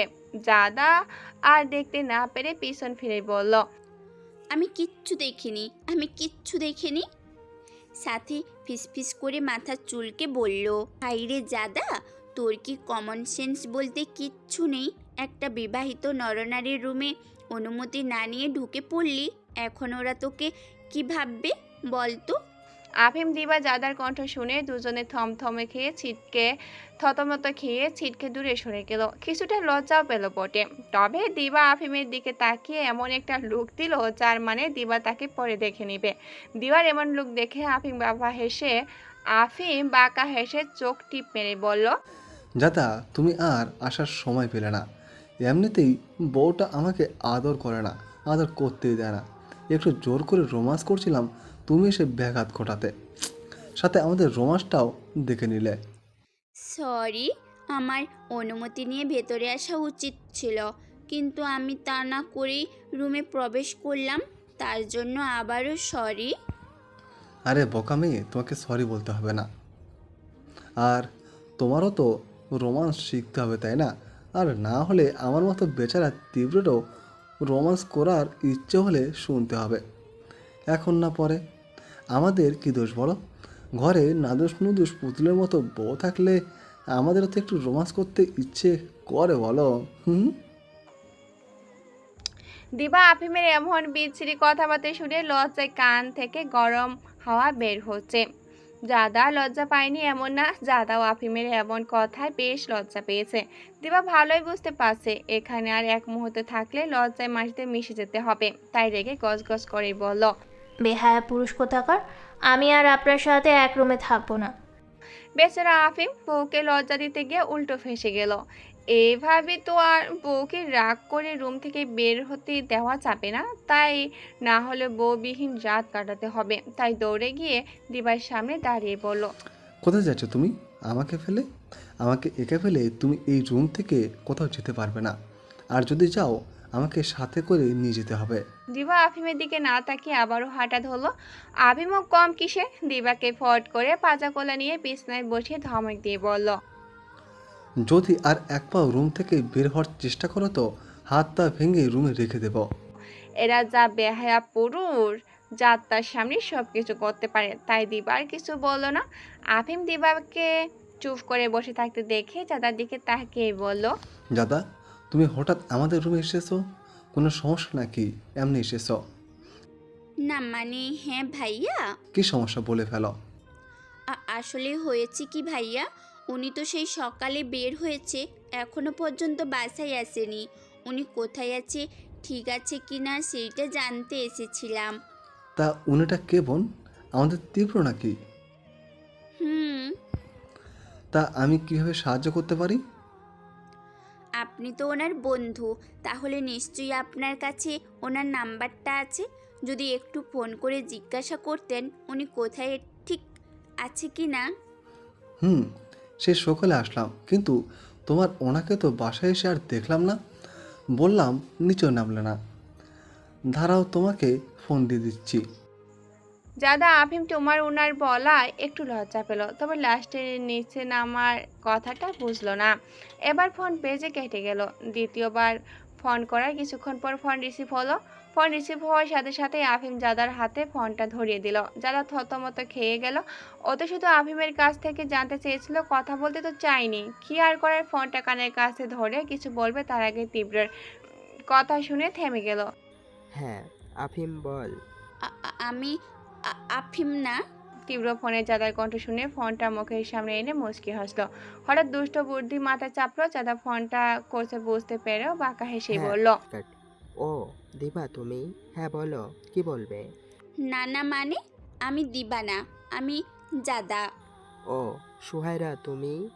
জাদা তীব্রের মুখে সুহাইরা নামটা শুনে বেশ অবাক হলো, কারণ ছোটবেলায় যখন তীব্রের সাথে খেলতো, কোনো কারণে যদি তীব্র জাদার প্রতি অভিমান করতো বা রাগ করতো, তখন সুহাইরা বলে ডাকতো। আজ এত বছর পর আবার তীব্রের মুখে সুহাইরা নাম শুনে বুঝলো মহাশয় হয়তো তার উপর রাগ করে আছে। তবে কিসের জন্য আজ হঠাৎ রাগ করলো বুঝে এলো না মেয়েটার। অবুঝের মতো প্রশ্ন করলো, আপনি তো সকাল থেকে বাসায় আসেননি, তাই আপনি কোথায় এখনো বাসায় আসছেন না কেন? তোমাকে কে বললো আমি বাসায় না? আমি বাসাতেই আছি। কখনো আমার খোঁজ করনি, তাই আমি এখন কোথায় আছি তুমি জানো না। আপনি বাসায়, তাহলে আপনাকে দেখছি না কেন? আর আপনি বাসায় থাকলে তো আমার কাছে একবার হলেও আসতেন। আপনি মিথ্যে বলছেন আমাকে, তাই না? আমি কখনো আমার সুহাইরার সাথে মিথ্যা বলি না, তবে সে আমার সব কথাকেই অবিশ্বাস করে। আপনি যদি বাসায় থাকেন তাহলে এখন আপনি কোথায়? কেউ হয়তো তার রুমে গেলে অস্বস্তি ফিল করে, তাই ছাদে একাকী সময় কাটাচ্ছি। আপনি ছাদে? হুম। নিচে আসুন। নিচে এসে কি করব?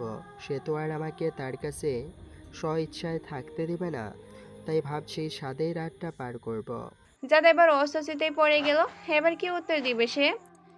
না, মানে সে যদি বলে আপনি আসবেন।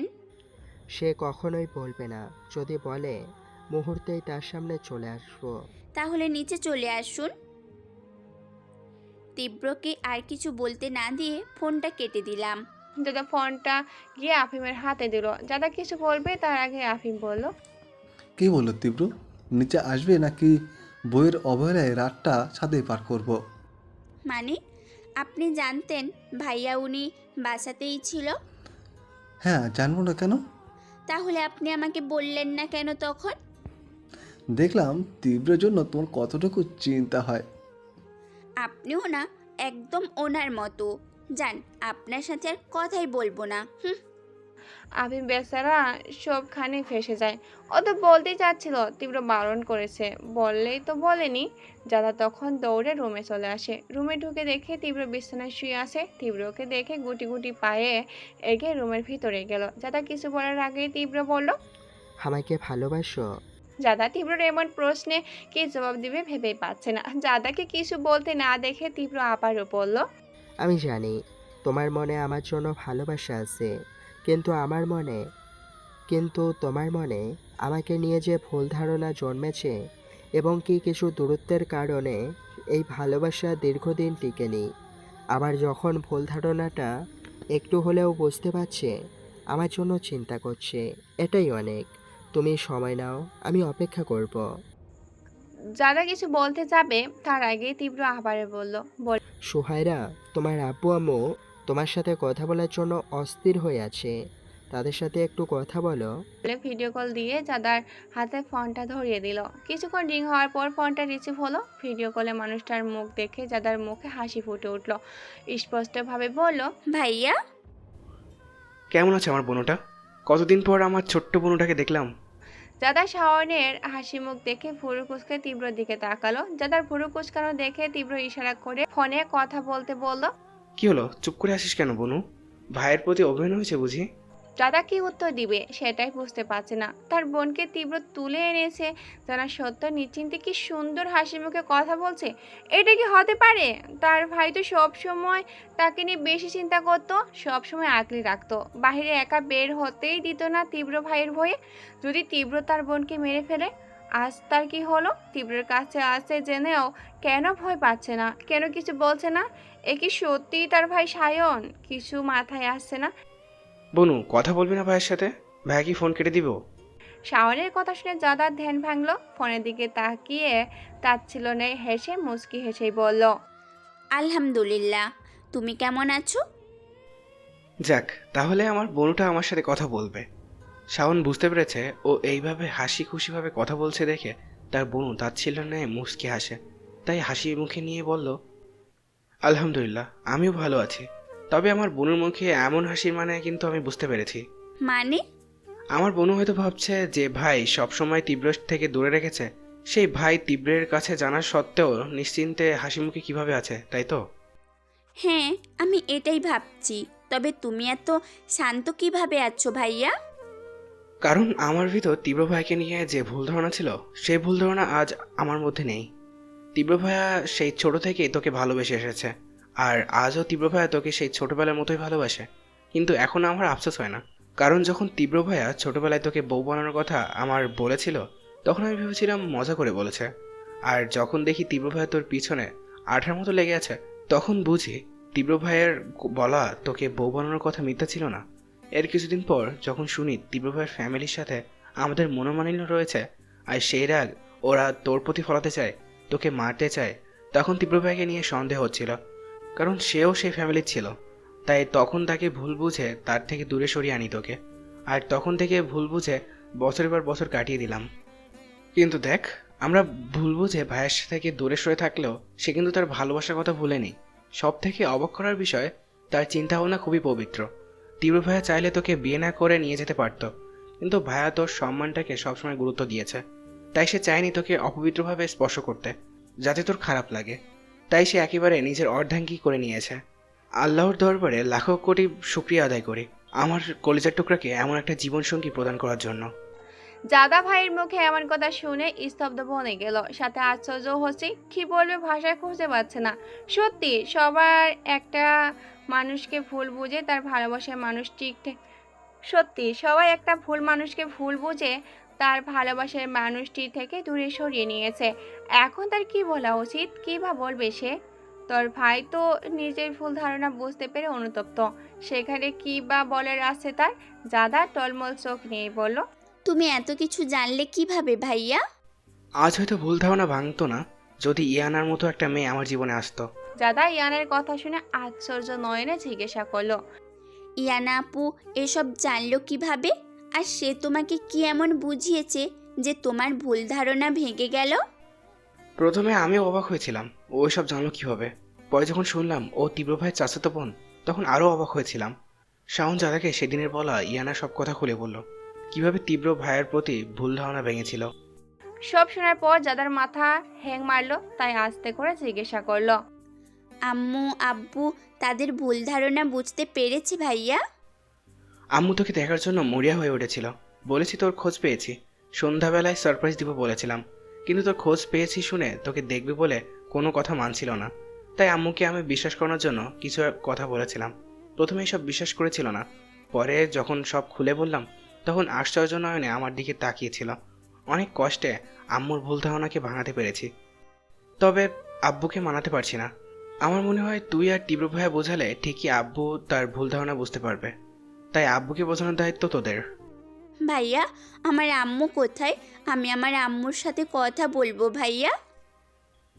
বনু, বলবি তো, আম্মা আমার পাশেই আছে। তার আগে তীব্র ভাইয়ের কাছে ফোনটা দে, ভাইয়ের সাথে আমার কিছু কথা আছে।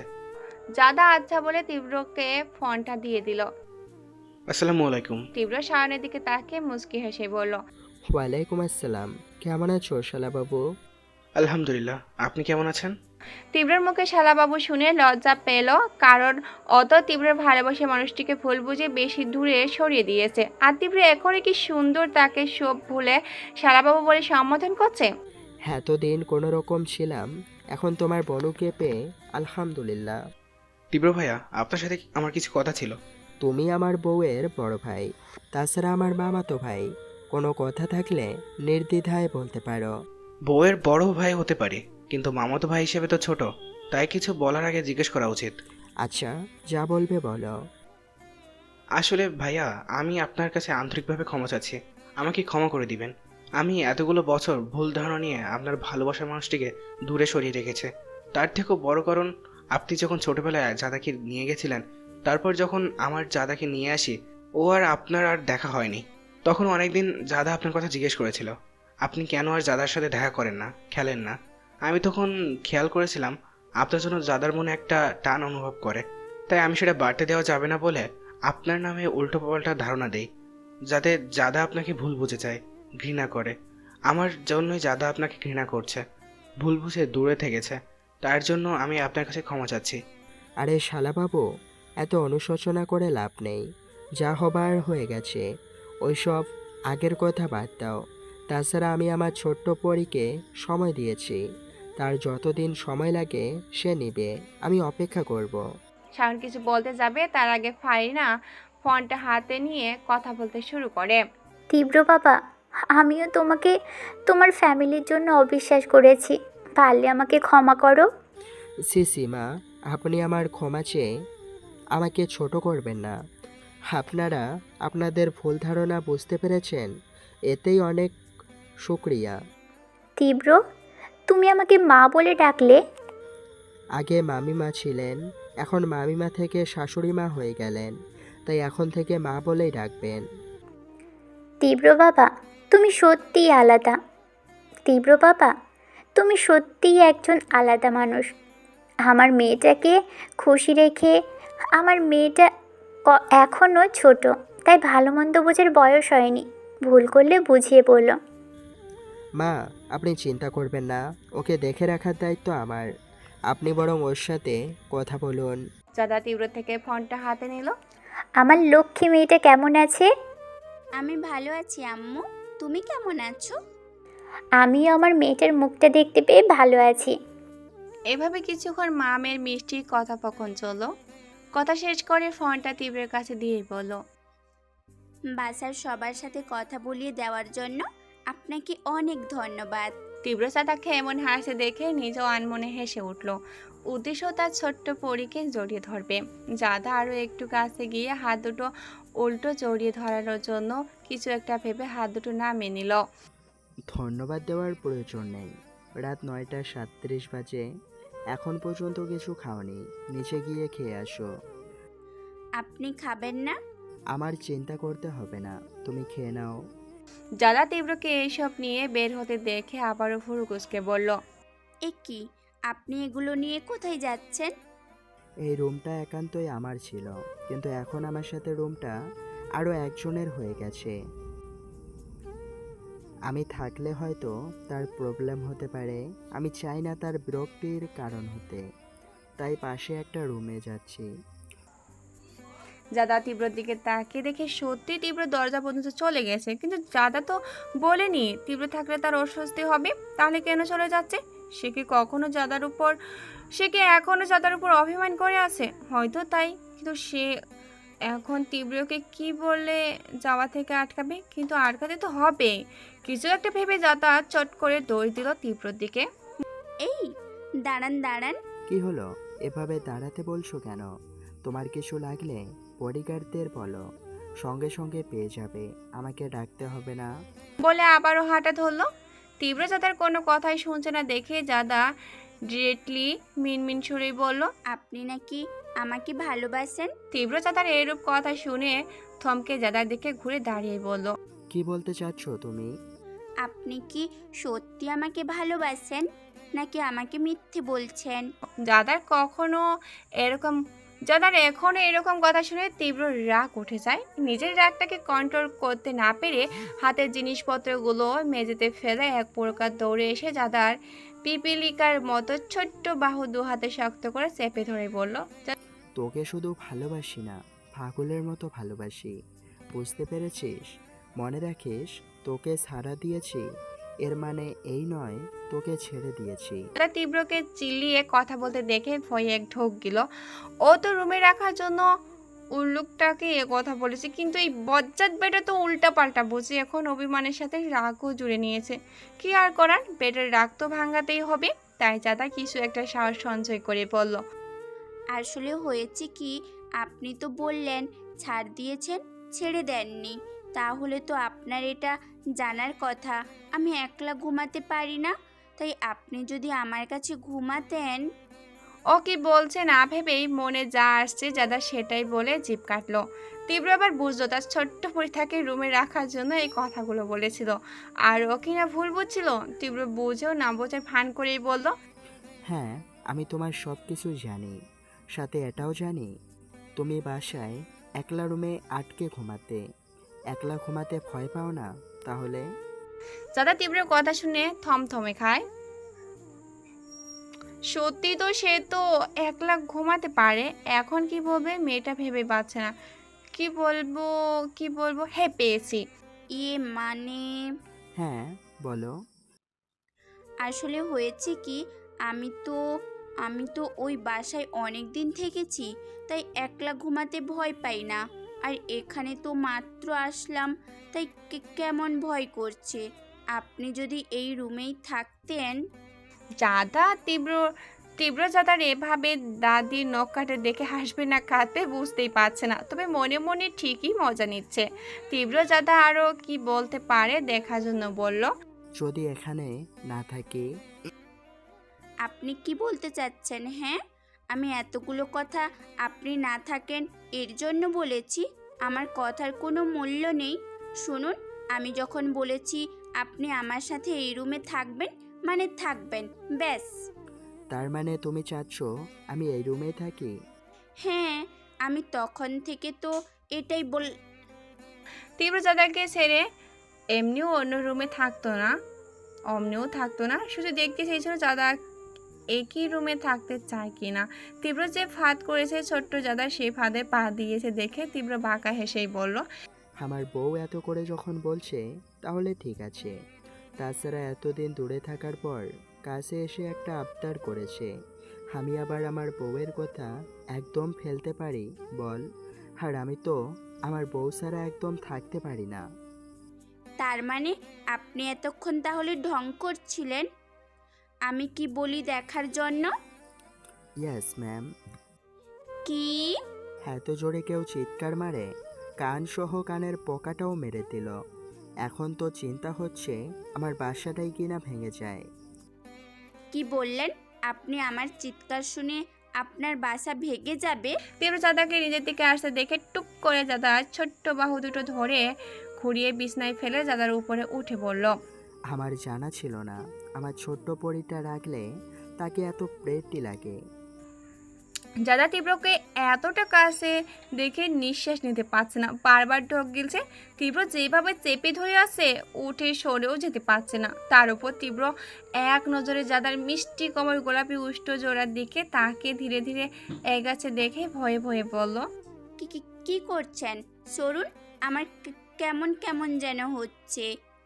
তীব্র জাদা কি বলছে তোয়াক্কা না করে নিজের মতো করেই জাদার গোলাপি উষ্ঠ জোড়ায় নিচে তিলটার দিকে তাকে এগিয়ে যেতে যেতে নিষেক্ত কণ্ঠেই বলল, তোমার এই মাঝারি আকারের তিলটা দেখলে আমি বারবার না চাইতেও বেসামাল হয়ে যাই। তুমি রেগে রেগে কথা বলার সময় যখন তোমার আপেলের মতো গালগুলোতে গভীর টোল পড়ে, তখন বারবার নিজেকে সংযত করার চেষ্টা করেও তোমার নেশায় আসক্ত হয়ে পড়ি। তুমি যতবার তোমার চোখের কোণে পাপড়িগুলো উপর নিচ করো, ঠিক ততবার চিৎকার করে বলতে ইচ্ছে করে, ওই চোখের ঘন পাপড়িগুলোকে আমাকে মারার জন্য তোমার ওই পাপড়িগুলো তীরের মতো। বলে জাদার উষ্ঠজোড়ার সাথে নিজের উষ্ঠজোড়া মিশিয়ে নিল। জাদা তীব্রের কথাগুলো মন দিয়ে শুনছিল, কারণ তীব্র চলে আসার পর কোনো দিন কোনো ছেলের এরকম ভাবে বলেনি। বলবে কি করে? তীব্র দূরে থাকলেও তো সবসময় জাদাকে প্রোটেক্ট করতো, কোনো ছেলে বলা তো দূরের কাছেও আসতে পারেনি। এইসব ভাবার সময় কখন যে তীব্র গভীরভাবে জাদার উষ্ঠজোড়ার সাথে নিজের উষ্ঠজোড়া মিশিয়ে নিয়েছে টেরি পায়নি। যখন ওর সরলে এলো ওর সাথে কী হয়েছে, তখন তীব্র থেকে ছাড়া পাওয়ার জন্য মোছামুছি শুরু করে দিয়েছে। জাদাকে ছটফট করতে দেখে তীব্র আরও শক্ত করে জড়িয়ে ধরে গভীরভাবে উষ্ঠজোড়ার স্বাদ নিতে থাকে। তীব্রকে নিজের থেকে ছাড়াতে না পেরে জাদা আস্তে করে শান্ত হয়ে গেল। জাদাকে শান্ত হতে দেখে তীব্র গোনা গোনা 4-5 মিনিট কিস করে মুখটা উঠিয়ে জাদার দু চোখের পাপড়িতে চুমু খায়। আস্তে করে কানের কাছে মুখ নিয়ে বলে, আমাকে আমার কাজ করতে বাধা দিও না, চুপচাপ যা হচ্ছে মেনে নাও, বলে খাড়ে মুখ ডোবালো। জাদা বেচারি চুমু খেয়ে ওর স্বস্তি বোধ করেছিল, সহ্য করতে পারছিল না। এর মধ্যে আবারও নেশাক্ত কণ্ঠে এমন কথা শুনে পুরো গা কাঠের মতো শিরশির করে উঠল। জাদা ঠোঁটের কিসটা সহ্য করতে পারলেও ঘাড়ের চুমুকগুলো একদম সহ্য করতে না পেরেই বলল, আমি সহ্য করতে পারছি না, আমাকে ছাড়েন না ভাইয়া। এতক্ষণ সব ঠিকই ছিল। ভাইয়া ডাকটা শুনে তীব্রের মেজাজ চটে যায়, তাই রাগ নিয়ে কটমট করেই বলতে থাকে, এই বজ্জাত মেয়ে, আমি তোমার কোন কালের ভাইয়া হই? এই বজ্জাত মেয়ে, আমি তোমার কোন কালের ভাইয়া হই? একটু রোমান্টিক মুডে ছিলাম, ভাইয়া বলে সেটাও নষ্ট করে দিলে। তীব্রকে নিজের উপর থেকে সরতে দেখে এক মুহূর্তে দেরি না করে তীব্র থেকে 3-4 হাত দূরে গিয়ে হাঁপাতে হাঁপাতে বলল, আপনি তো আমার ভাইয়া হন। কি আমি তোমার ভাইয়া হই? তীব্রকে এগোতে দেখে তুতলিয়ে তুতলিয়ে বলল, না না মানে ইয়ে মানে। তীব্র জাদার একদম কাছে গিয়ে দেওয়ালের সাথে চেপে ধরে বলল, না ইয়ে মানে কি? আসলে আমি বলতে চেয়েছি আপনি তো আমার ফুফাতো ভাই আর আমি তো আপনার মামাতো বোন, সেই সূত্রে আমরা তো ভাই বোন, তাই না? তীব্র জাদার কথা শুনে স্তব্ধ বনে যায়। এই মেয়ে কি বলছে? মামা তো ভাই আর ফুফা তো যাই হোক, বিয়ের পর কি কেউ ভাই বোন থাকে নাকি? এই জন্যই লোকে বলে কাজিনের সাথে প্রেম করা বা বিয়ে করা দুটোই অর্ধেক মাথা নষ্ট হয়ে যায় ভাইয়া ডাক শুনতে শুনতে। এখন তো কিছু ভাবলে চলবে না, এই মেয়েকে এখন কিছু না বললে তো ভাই ডাকা শুনে লাগবে আজীবন। তাই তীব্র কিছুটা ক্রোধ নিয়ে বলল, শোনো ছোট্ট পরি, আমি কোনো কালেই তোমার ভাইয়ের মতো ছিলাম না। সেই ছোট্ট থেকেই তোমাকে বোনের চোখে নয়, বউয়ের চোখে দেখেছি। আর এখন আমি তোমার হাজবেন্ড, কোনো ভাইটাই না, বুঝতে পেরেছ? আর কোনো দিন যদি শুনছি তোমার মুখে ভাইয়া ডাক, তো সেই দিন যে তোমায় কি করব নিজেও জানি না। দাদা তীব্রের এমন হুমকি শুনে মনে মনে হেসেই বলল, ঠিক আছে, আর বলবো না।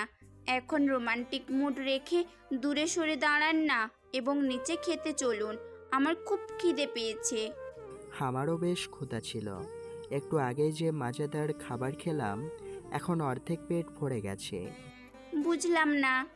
ফুরুকুসকে একটু খেয়াল করে ভাবতেই ফুস করে উঠে ফুরুগুলো স্বাভাবিক করেই বলল, ছি, আপনার লজ্জা করে না এমন কথা বলতে? আর আমি তো আগে কখনো শুনিনি যে চুমু খেলে পেট ভরে যায়। লজ্জা নারীর ভূষণ, পুরুষদের লজ্জা থাকতে নেই। তোমার সামনে আমার তো একদমই নেই, না হলে ভবিষ্যতে আমার আর বাবা ডাক শোনা হবে না। তীব্র লাগাম ছাড়ার কথা শুনিয়ে যাদার কান যেন গরম ধোঁয়া বের হচ্ছে। মনে হচ্ছে তীব্র নামক ব্যক্তিকে এখন থেকে কোলে তুলে জানলা দিয়ে বাইরে ছুঁড়ে ফেলে দেয়। কিন্তু তা তো শুধু কল্পনাই মাত্র, বাস্তবে করা সম্ভব নয়।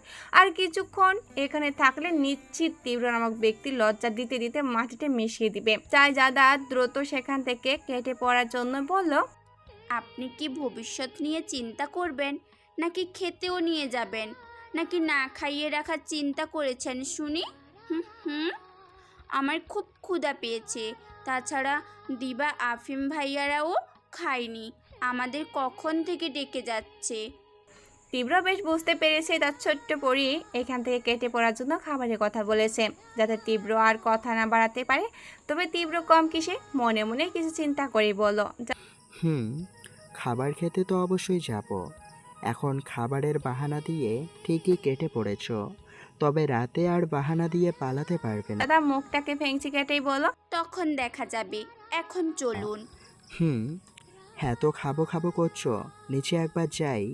আজকে 1 প্লেট ভাত যদি না খাইয়েছি, তবে আমার নামও আরিয়ান আহমেদ তীব্র নয়। আফিম ড্রয়িং রুমে সোফায় বসে মোবাইল দেখছে। দিবার ড্রয়িং টেবিলে সার্ভেন্টের সাথে হাতে হাতে সাহায্য করছে। কে কি খেতে পছন্দ করে প্লেটে বেড়ে রাখছে। কাজের ফাঁকে চোখ পড়ে সিঁড়ির দিকে। তীব্র দাদার হাত ধরে সাবধানে নিয়ে আসে যাতে পড়ে না যায়। তীব্রর এমন কেয়ার দেখে দিবা আফিমের দিকে ভুরু কুঁচকে তাকায় আর মনে মনে পিড় করে বলে, সারাদিন মোবাইলটা দেখে বন্ধুকে দেখতে পারে না, বন্ধুর কাছ থেকে কিছু শিখতে পারে না, কীভাবে বউয়ের কেয়ার করতে হয়। ভাইয়া কি সুন্দর করে বউয়ের কেয়ার করে, সিঁড়ি থেকেও কি সুন্দর করে হাত ধরে নামাচ্ছে, পড়ে না যায়। এখানে রাজপুত্রের মতো মোবাইল না টিপে আমার সাথে এসে সাহায্য করলে কি হয়? মান সম্মান কি কমে যাবে?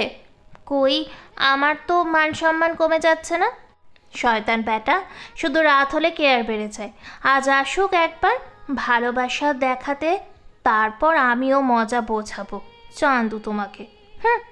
দিবার বিড়বিড় করার মধ্যে আফিম এসে দিবার কাঁধে হাত রাখে। অন্যমনস্ক থাকায় হঠাৎ কাঁধে কারো স্পর্শ পেয়ে কেঁপে ওঠে।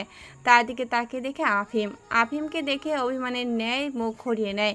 দিবার অভিমান করছে কি নিয়ে আফিম সেটা মনে হয় আন্দাজ করতে পেরেছে, তাই মুখটা গম্ভীর করেই বলল, আমার বউটার আবার কি হলো? এতক্ষণ তো কি সুন্দর খুশি ছিল, হঠাৎ আবার কি হলো?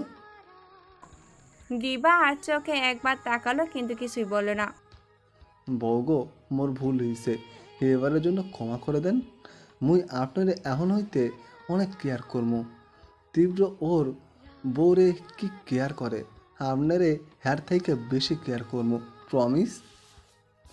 আচ্ছা, আপনার সাথে এখনই কাজে হেল্প করতেছি, তাও রাগ হয়ে থাকেন না। বলে এদিক ওদিক তাকিয়ে কোনো অবশিষ্ট কাজ দেখতে না পেরে গ্লাস গোলা ফাঁক দেখে জগ থেকে গ্লাসে পানি ঢালছে। দিবা তো পুরোই অবাক। আফিম যে দিবার অভিমান করছে এত তাড়াতাড়ি বুঝতে পেরে যাবে এভাবে অভিমান ভাঙাবে দিবা কখনো আশাই করেনি। মনে মনে আফিমের প্রতি শ্রদ্ধা জন্মালো। পরে আফিমের দিকে তাকিয়ে আফিমের কাণ্ড দেখে ফিক করে হেসে উঠল। যাক বাবা, বউয়ের অভিমান ভেঙে বউকে হাসাতে পেরেছি। এর ভিতর তীব্রজাদাকে নিয়ে টেবিলে খাবার খেতে বসে গেছে। হাত ধুতে ধুতে আফিম দিবার উদ্দেশ্যে বলল। তোরা দাঁড়িয়ে না থেকে বসে যা। দিবারা কিছু বলতে যাবে তার আগে জাদা বলল। ভাইয়া কি আপনার মতো নাকি? হুম হুম, যে বউয়ের কেয়ার করে না। দেখেছেন দিবুর সাথে হাতে হাতে কি সুন্দর হেল্প করছে। ভাইয়া দিবুকে অনেক কেয়ার করে, বুঝেছেন? আপনার মতো না যে বউয়ের কেয়ার করে না। দিবা যাদের কথা শুনে বিষম খায়। একটু আগে ও তীব্র ভাইয়ের কেয়ার দেখে আফরিনের সাথে রাগারাগি করছিল, এখন দেখি জাদা বলে তীব্র ভাই ওর কেয়ার করে না। সত্যি বলতে কোনো মেয়েরা হাজবেন্ডের এত কেয়ার ভালোবাসে বোঝে না। পরে হাজবেন্ডের সামান্য কেয়ার দেখলে তেলেও বেগুনে জ্বলে ওঠে। আমরা হাজবেন্ড এটা করলো না করলো ওটা করলো, কি এটা বলছে, আমরা হাজবেন্ড এটা করলো না ওটা করলো না, ওর হাজবেন্ড এটা করে ওটা করে। দিবা নিজের ভাবনায় ঘৃণা করলো। ও তো আফিমের সাথে তীব্র ভাইয়ের তুলনা করেছিল। আসলে সবাই তো আর এক হয় না, এক একজনের ভালোবাসা এক এক রকম। তবে তীব্র জাদার কথাটা শুনে মনে মনে বাঁকা হাসলো, তবে প্রকাশ করলো না। জাদা অল্প ভাত খেয়ে যে উঠতে যাবে অমনি তীব্র জাদার প্লেটে 1 চামচ ভাত দিয়ে হাড়টা চেপে ধরেই বলল। কোথায় যাচ্ছ? আমি নাকি তোমার কেয়ার করি না? এখন থেকে তো কেয়ার করতে হবে। এইসব খাবার শেষ করে তারপর উঠবে। ভাত খাইয়ে কেউ কেয়ার করে? হুম, হ্যাঁ, আমার বউ তো শ্রীনাথ বেগুনের মতো একদম পাটকাঠি। তাকে তো কেয়ার করে বেশি বেশি খাইয়ে তাল বেগুনের মতো করতে হবে, তাই না? যারা বলে বুঝতে পারছে তীব্র এখন ওকে খাবার খাইয়ে ছাড়বে। তখনের কথাটার জন্য এখন শোধ তুলবে, তাই কথা না বাড়িয়ে পেট চেপে চেপে যেটুকু পারলো খেয়ে নিল। যখন দেখে আর পাচ্ছে না তখন তীব্রকে কিছু বুঝতে না দিয়ে এক দৌড় দিয়ে রুমে চলে গেল। দাদার এমন কাণ্ড দেখে তীব্র সহ আদিবরাও হু হু করে হেসে দিল। বিদ্রোহ।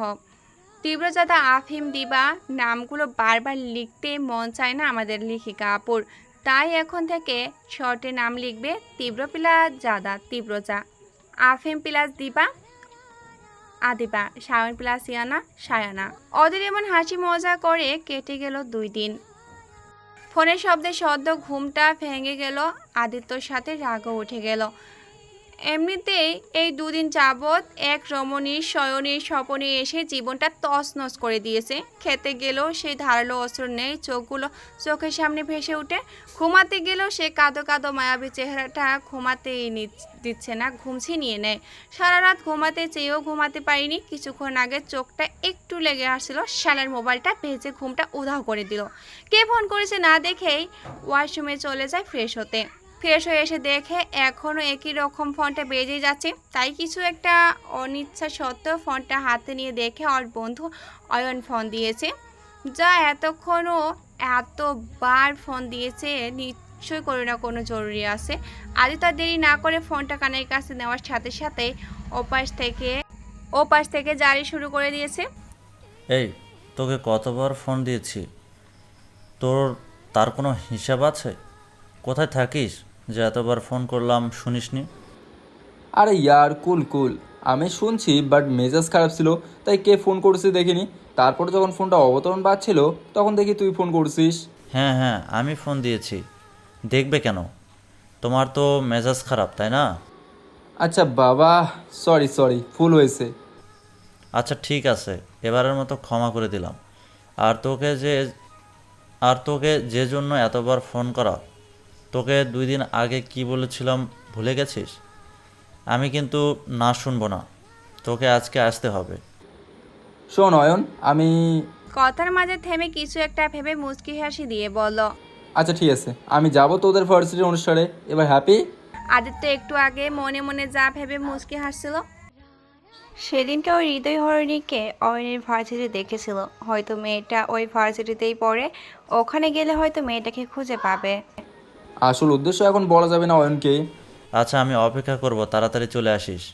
এই শোনো না, প্রতিদিন ভালোবাসার নতুন নতুন গল্প পেতে ও শুনতে চাইলে আমাদের আলোর ডায়েরি চ্যানেলটি সাবস্ক্রাইব করে পাশে থাকা বেল আইকনটি বাজিয়ে দিও, কেমন?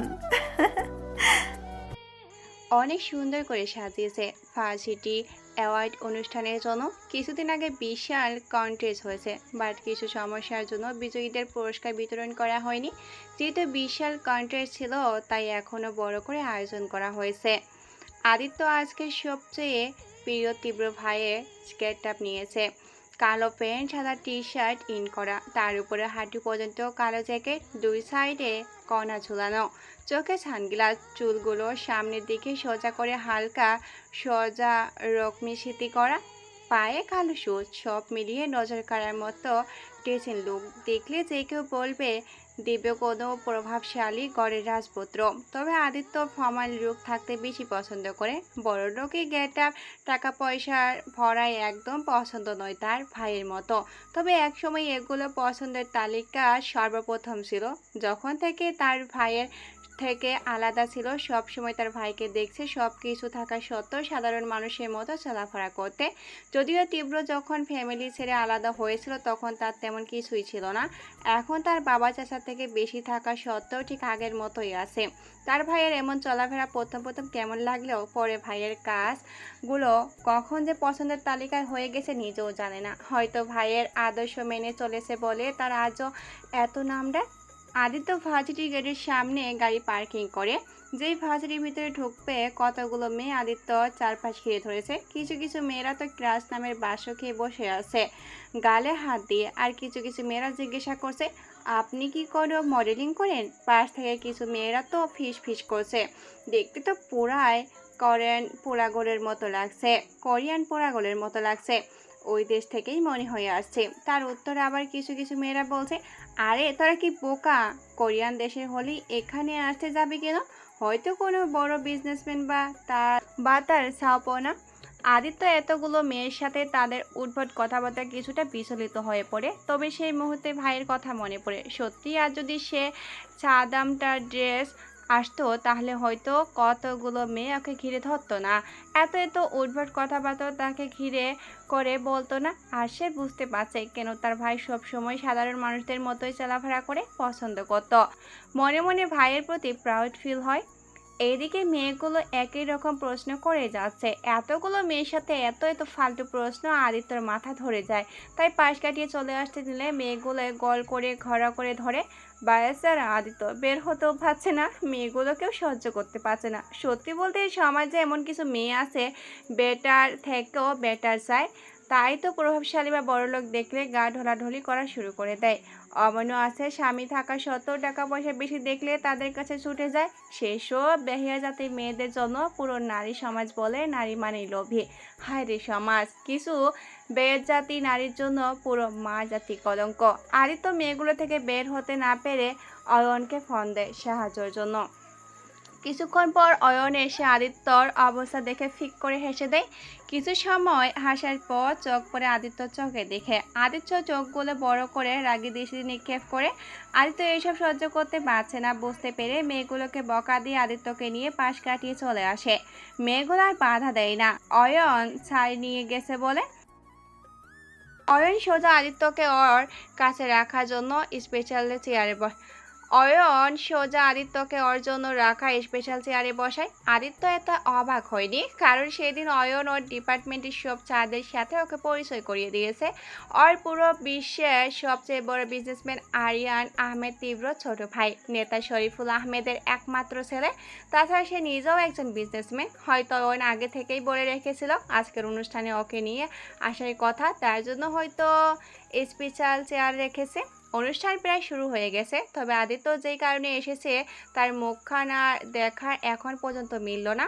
অনুষ্ঠানের শুরুতে আদিত্যকে সব ছাত্রছাত্রীদের সাথে পরিচয় করানোর জন্য দাঁড় করায়।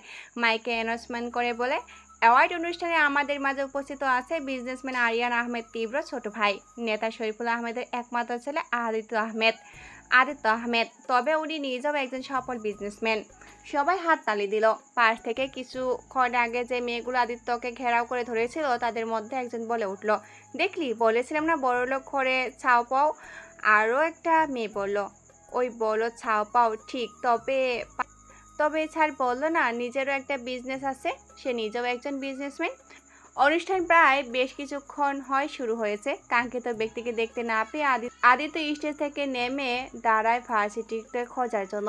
ধুর, শাড়ি যে আজ কেন পরতে গেলাম, সব ওই শাকচুন্নির জন্য। আমি বারবার বলেছিলাম আজ শাড়ি পরা লাগবে না, তোর সাথে আলাদা একদিন শাড়ি পরে পিক তুলবো। না, আজকেই পরতে হবে। পাল, কতটা দেরি হয়ে গেল। আজ তোকে একবার পাই, তোকে শাকচুন্নি একবার মজা দেখাবো। এইসব বকতে বকতে গেট থেকে ঢুকে আনমনে হাঁটতে হাঁটতে কথাগুলো বলছিল। এমন সময় আদিত্য কাঙ্ক্ষিত ব্যক্তিকে কোথাও না পেয়ে পিছনে ভাবে হাঁটছিল, তার চারিদিকে চোখ বুলাচ্ছিল। এমন হাঁটার কারণে মেয়েটাও আনমনে থাকায় ধাক্কা খেয়ে দুজনে থাপ্পাস করে পড়ে যায়। হঠাৎ কি হলো দুজনার কারো বোধগম্য হলো না। কিঞ্চিত কোমরে ব্যথা অনুভব করে বুঝতে পারলো ও কার সাথে ধাক্কা খেয়ে পড়ে ব্যথা পেয়েছে। এমনিতে রেগে আছে মেয়েটা, তার উপর পরে ব্যথা পাওয়ার কপট রাগ দেখিয়ে বলল, ওরে বাবা গো, আমার কোমরটা ভেঙেই গেল মনে হয়। কোন বজ্জার জল হস্তি আমার ওপর পড়ল রে। চোখগুলো কি পায়ের জুতার নিয়ে ঘোরে নাকি, দেখে চলতে পারে না। আমার কোমরটাই গেল মনে হয়। আদিত্য পরে গিয়ে সামান্য ব্যথা পেয়ে অত কিছু বলল না, কিন্তু ওই মেয়েটা পরে গিয়ে ওকে কত কিছু বলল। তাই আদিত্য ভাবলো ও কিছু কথা শুনিয়ে দিবে। আদিত্য যেই কিছু বলতে যাবে অমনি একটা মেয়ে দৌড়ে এসে মেয়েটাকে তুলে দাঁড় করিয়ে মুখে বলল, আরে তুই পড়ে গেলি কিভাবে ইভা? তোর এত দেরি হলো কেন? আমি কতক্ষণ ধরে তোর জন্য ওয়েট করছি। তোর ধারণা আছে অনুষ্ঠানও শুরু হয়ে গেছে? কোথায় ছিলিস এতক্ষণ? তোমাদের অনেকেরই ধারণা ঠিক, সেদিনের আদিত্যর সাথে ঝগড়া করা মেয়েটা ইভা। তুই আমায় রাগ দেখাচ্ছিস, যেখানে তোর উপর আমার রাগ দেখানোর কথা। আর পড়লাম কিভাবে সেটা এই বজ্জাতকেই জিজ্ঞেস কর। ওয়েট ওয়েট, এই লোকটাকে কেমন জানি চেনা চেনা লাগছে, কোথায় যেন দেখেছি। ভাবার চিন্তা করে আঙ্গুলগুলো মাথায় টোকাতে টোকাতে আদিত্য এবার দিকে ভুরু কুচকে তাকায়। মাস্ক পরার জন্য চিনতে কষ্ট হচ্ছে এই মেয়েটাকে সেই মেয়েটা কিনা। কিছুক্ষণ দেখার পর মুচকি হেসেই বলল, এতক্ষণ পর অবশেষে পেয়ে গেলাম, নামও জানা হয়ে গেল। মানে? আদিত্য কিছু বলবে তার আগেই মারিয়া ইভার হাত ধরেই বলল, ইভা চল এখান থেকে, মানে জানা লাগবে না তোর? তুই কি বলছিস মারু? এই লোকটা আমাকে ফেলে কোমরে ব্যথা দিল আর আমি কিছু না বলেই ছেড়ে দেব? উনি কে তুই জানিস ইভা? আমার কথা বোঝার চেষ্টা কর বোন, চল এখান থেকে। আজব তো, উনি কে আমি জেনে কি করব? আদিত্য এবার কথা ভিতরেই বলল, আই লাইক ইট, তোমার কথাগুলো ভালো লাগলো, সাথে তোমাকেও। হোয়াট? কিছু না, তোমার মতো পাগলকে কিছু বলেনি। হোয়াট? আমি পাগল? আমাকে দেখলে আপনার পাগল মনে হয়? পাগলকে তো পাগলই বলে, এতে মনে হওয়ার কি আছে? আপনি আমাকে পাগল বলতে পারলেন? কিঞ্চিত সময় চুপ করে আবার বললাম, আমি যদি পাগল হই আপনি তাহলে অপদার্থ। কি তুমি আমাকে অপদার্থ বললে? হ্যাঁ, সাথে দোয়াও করে দিচ্ছি, আপনার মতো অপদার্থের যেন একটা পদার্থ বউ জোটে। আদিত্য দুটো কথা শোনার তো তবে কিছু একটা ভেবেই বলল, ঠিক বলেছো, আমার মতো একটা অপদার্থের তোমার মতো একটা পদার্থ বউ লাগে। তোমাকে ধন্যবাদ নিজেদের দোয়া নিজে করার জন্য। মানে আমি নিজে কেন নিজের জন্য এমন দোয়া করব? মনে হয় বিয়ে করার তারা আছে, সব কথার মানে জানতে চাও যে? সময় হলে আমি অবশ্যই তোমাকে জানাবো। আপনার মাথায় কি কোনো সমস্যা আছে? কি বলছেন এগুলো আপনি? আর এভাবে তাকিয়ে কি দেখছেন? না আদিত্য না, এত তাড়াতাড়ি তোর ওকে সব বলা ঠিক হবে না। এই মেয়ে তোকে দুদিন যাবৎ শান্তিতে ঘুমাতে দেয়নি, খেতে দেয়নি, একে তো একটু শাস্তি দেওয়া উচিত। এখন নিজেকে কন্ট্রোল কর আর এখান থেকে কেটে পড়। সেদিন ও তোমার ওই ভার্সিটিতে দেখেছিলাম, আজও তোমার এই ভার্সিটিতে দেখলাম, তার মানে তুমি এইখানেই পড়ো। আমাকে আর বিরতি কষ্ট করে তোমাকে খুঁজতে হবে না। এবার তো ভেবা চেকা খেয়ে যায়। ও প্রত্যেকবার এই লোককে কি জিজ্ঞাসা করছে আর এই লোক কী সব উদ্ভট উত্তর দিচ্ছে, তাই বিরক্ত হয়েই বলল, আপনি? এইটুকু বলার মধ্যেই আদিত্য এবার কথা না শুনে ওখান থেকে চলে এসে গাড়িতে উঠে গাড়ি ইশার দিয়ে ওখান থেকে চলে যায়। সম্পূর্ণ কথা না শুনে এভাবে চলে যাওয়ায় ইভা অপমান বোধ করলো। মনে মনে বলল, অহংকারী পুরুষ মানুষ। সূর্যের আলোয় আলোকিত পুরো বিশ্ব, ব্যস্ত শহর, ব্যস্ত নগরী, সবাই যে যার কাছেই ব্যস্ত। তেমনি সময় বহমান, সে কারোর জন্য অপেক্ষা করে না, সে তাই নিজ গতিতে পথ গুনতে থাকে। দেখতে দেখতে 1 মাস কেটে গেছে, যা তার তীব্রর প্রতি আস্তে আস্তে অনেকটা দুর্বল হয়ে পড়েছে। তো হবে নাই বা কেন, তীব্রর কেয়ার ভালোবাসার যত্ন দেখলে যে কোনো মেয়ে দুর্বল হয়ে পড়বে। আর সেখানে যাদার তো এখন আবেগী বয়সটাই চলছে। তাই সেও ধীরে ধীরে গভীরভাবে তীব্রের প্রতি আসক্ত হয়ে পড়েছে। এদিকে তীব্র প্রতিদিন অফিসে যাওয়ার সময় তার জাদার হাতে রেডি না হলে মনে হয় রেডি হওয়াই হয় না। জাদার হাতে টাই বাঁধা, কোট পরা, হাতের ঘড়িটা পরিয়ে দেওয়া, এইসব যেন নিত্যদিনের অভ্যাস হয়ে গেছে। জাদার প্রথম প্রথম কেমন লাগলেও পরে সেটা অভ্যস্ত হয়ে গেছে। নিন, সব পরিয়ে দিয়েছি, আপনি এবার রেডি। হুম, এখনও সব ঠিকভাবে হয়নি। কই, সবই তো পরিয়ে দিলাম, ঠিকই তো। তীব্র জাদাকে আর কিছু বলতে না দিয়ে টুপ করে জাদার কপালে গভীর চুমু খেয়ে পড়ল। এবার সব ঠিক আছে। জাদা তীব্র হঠাৎ এমন কাজে একটু আশ্চর্য হয়নি, কারণ এটাও তীব্র নিত্যদিনের অভ্যাস। ঘুমানোর সময়, ঘুম থেকে উঠে অফিসে যাওয়ার সময় কপালে চুমু খাওয়া, আবার বাসায় এসে সবার প্রথমে একইভাবে আবারও চুমু খাওয়া। এই চুমু খাওয়াটা না হলে মনে হয় তীব্র দিন শুরুই হয় না। সবাই ভালো চলছে। আদিত্য ইভাদের ভার্সিটিতে পিরায় যায় ইভাকে এক নজর দেখার জন্য। ইভাও আদিত্যের প্রতি একটা টান অনুভব হয়, তবে তা প্রকাশ করে না। এরই মধ্যে একদিন। কোথায় যাচ্ছ তুমি ইয়ানা? তোমাকে অনেক দিন যাবৎ খেয়াল করছি, তুমি কাউকে পরোয়া করছো না, নিজের মতো চলছো। এমন শিক্ষা তো আমাদের ফ্যামিলি থেকে তোমাকে দেয়নি। তাহলে কেন নিজের মতো করে চলছো? নিজের সীমার মধ্যে থাকো। ইয়ানা বাবার কথা শুনে এক ঢোক গেলেই বলল, আসলে বাবা, আমি ভার্সিটি যাচ্ছিলাম। আজকে তো বৃহস্পতিবার, তুমি যে বিষয় নিয়ে পড়ো সেই বিষয়ের ক্লাস তো আজকে নেই, তাহলে ভার্সিটিতে কেন যাচ্ছ? না, আজকে আমাদের। শরীফুল আহমেদ ইয়ানাকে থামিয়ে দিয়ে বলল, তুমি কি আমাদেরকে বোকা মনে করো? আমরা কিছুই বুঝি না। যতদূর পর্যন্ত গেছো সেখানেই পর্যন্ত সীমাবদ্ধ থাকো। বাবা তুমি ভুলবো। শরীফুল আহমেদ হাত ইশারা করে থামিয়ে দিয়ে আবারও বলল, আমি ভুল বুঝিনি, সেটা তুমিও জানো আর আমিও জানি। তোমার আর কোনো কথা শুনতে যাচ্ছি না। এখন তোমার কোথাও যাওয়া হবে না, তাই কথা না বাড়িয়ে নিজের রুমে যাও। বাবা, আমার কথাটা। তুমি যাবে নাকি অন্য ব্যবস্থা নিতে হবে? ইয়ানা বাবার এমন রাগে চিৎকার করে কথা বলতে দেখে ভয়ে কথা না বাড়িয়ে চুপ করে নিজের রুমে চলে গেছে। তুই কি তাদের সাথে কথা বলেছিস? হ্যাঁ ভাইয়া, কথা বলেছি। ওরা বিকেলে আসবে ইনায়েরকে দেখতে। আচ্ছা, আমি সব ব্যবস্থা করে রাখছি। ভাই, বল। আদিত্য কিছু করবে না তো? ওদের তো একজন কেউ বিশ্বাস নেই, এক এক রকমের খারতেরা। আমরা এত করে বলছি ওই ফ্যামিলি আমাদের শত্রু, তবু তারা সেই ফ্যামিলির কাছে বারবার ছুটে যাচ্ছে। কি আছে ফ্যামিলির ছেলে মেয়েদের মাঝে, আমি সেটা বুঝতে পারছি না। আমার ছেলেটাকে তো আমার কাছ থেকে ছিনিয়ে নিল, এখন ঘরের মেয়েটাকেও নিতে চাচ্ছে। আমি ওদেরকে ছাড়বো না। তুই চিন্তা করিস না, আদিত্য কিছুই করবে না। তুই আমার ছোট ভাই, তুই একটা আবদার করেছিস আমার কাছে, আমি না রেখে পারি? শাওন সেই কখন থেকে অপেক্ষা করছে ইয়ানা আসার জন্য, কিন্তু তার কোনো হদিশে নেই। তবু তার প্রিয় মানুষটির জন্য বসে বসে অপেক্ষা করছে। আরও কিছুক্ষণ অপেক্ষা করার মধ্যেই শাওনের ফোনে কল আসে। ফোনটা হাতে নিয়ে ফোন করা ব্যক্তির নামটা দেখে মুচকি হাসি দিয়ে বলে, বুঝতে পেরেছি, কাছে কোথাও এসেছ, রাগ যেন না করি এজন্য ফোন দিয়েছ, তাই তো? ইয়ানা ভাঙ্গা ভাঙ্গা গলায় বলল, শাওন, আমি আজকে আসতে পারবো না। শাওন ইয়ানার ভাঙ্গা ভাঙ্গা কণ্ঠ শুনে অস্থির হয়ে বলল, তোমার গলা এমন শোনাচ্ছে কেন ইয়ানা? কিছু হয়েছে বাসায়? তুমি কি ঠিক আছো? তোমার কিছু হয়নি তো? না শাওন, আমার কিছুই হয়নি। আমি বাসায়, তবে অনেক কিছু হওয়ার সম্ভাবনা আছে। আজ এমন কথা বলছো কেন? কি হয়েছে বলো আমাকে। জানি না, বারবার কেন জানি মনে হচ্ছে আমি তোমাকে হারিয়ে ফেলবো। কি হয়েছে বাবা, বলবে তো? জানো, আমার কেমন জানি মনে হয় তোমার আমার সম্পর্কের বিষয় বাবা অনেক আগেই জানেন, কিন্তু কখনো ধরা দেয়নি আর কিছু কখনো বলেননি। আজ হঠাৎ বাবা আমাকে বাসা থেকে বেরোতে নিষেধ করেছে, সাথে হুঁশিয়ারিও দিয়েছেন আমি যতদূর পর্যন্ত আমাদের সম্পর্কটা এগিয়েছি ওখানেই সীমাবদ্ধ রাখতে। আমার খুব ভয় করছে শাওন। কি বলছো তুমি এসব? হ্যাঁ শাওন, এটাই সত্যি। তবে আব্বু এমন ছিল না, আজ হঠাৎ আব্বুকে কেমন চিনতে কষ্ট হচ্ছে আমার। ভেঙে পড়ো না ইয়ানা, আল্লাহর রহমতে একদিন সব ঠিক হয়ে যাবে। একদিন হাসি মুখে সবাই আমাদের মেনে নিবে ইনশাল্লাহ, ধৈর্য রাখো। ইনশাল্লাহ।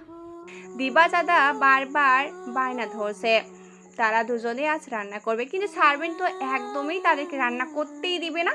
এটা নাকি তীব্র স্যারের অর্ডার। তাই এক প্রকার বাধ্য হয়ে চাঁদা তীব্রর কাছে ফোন দেয়।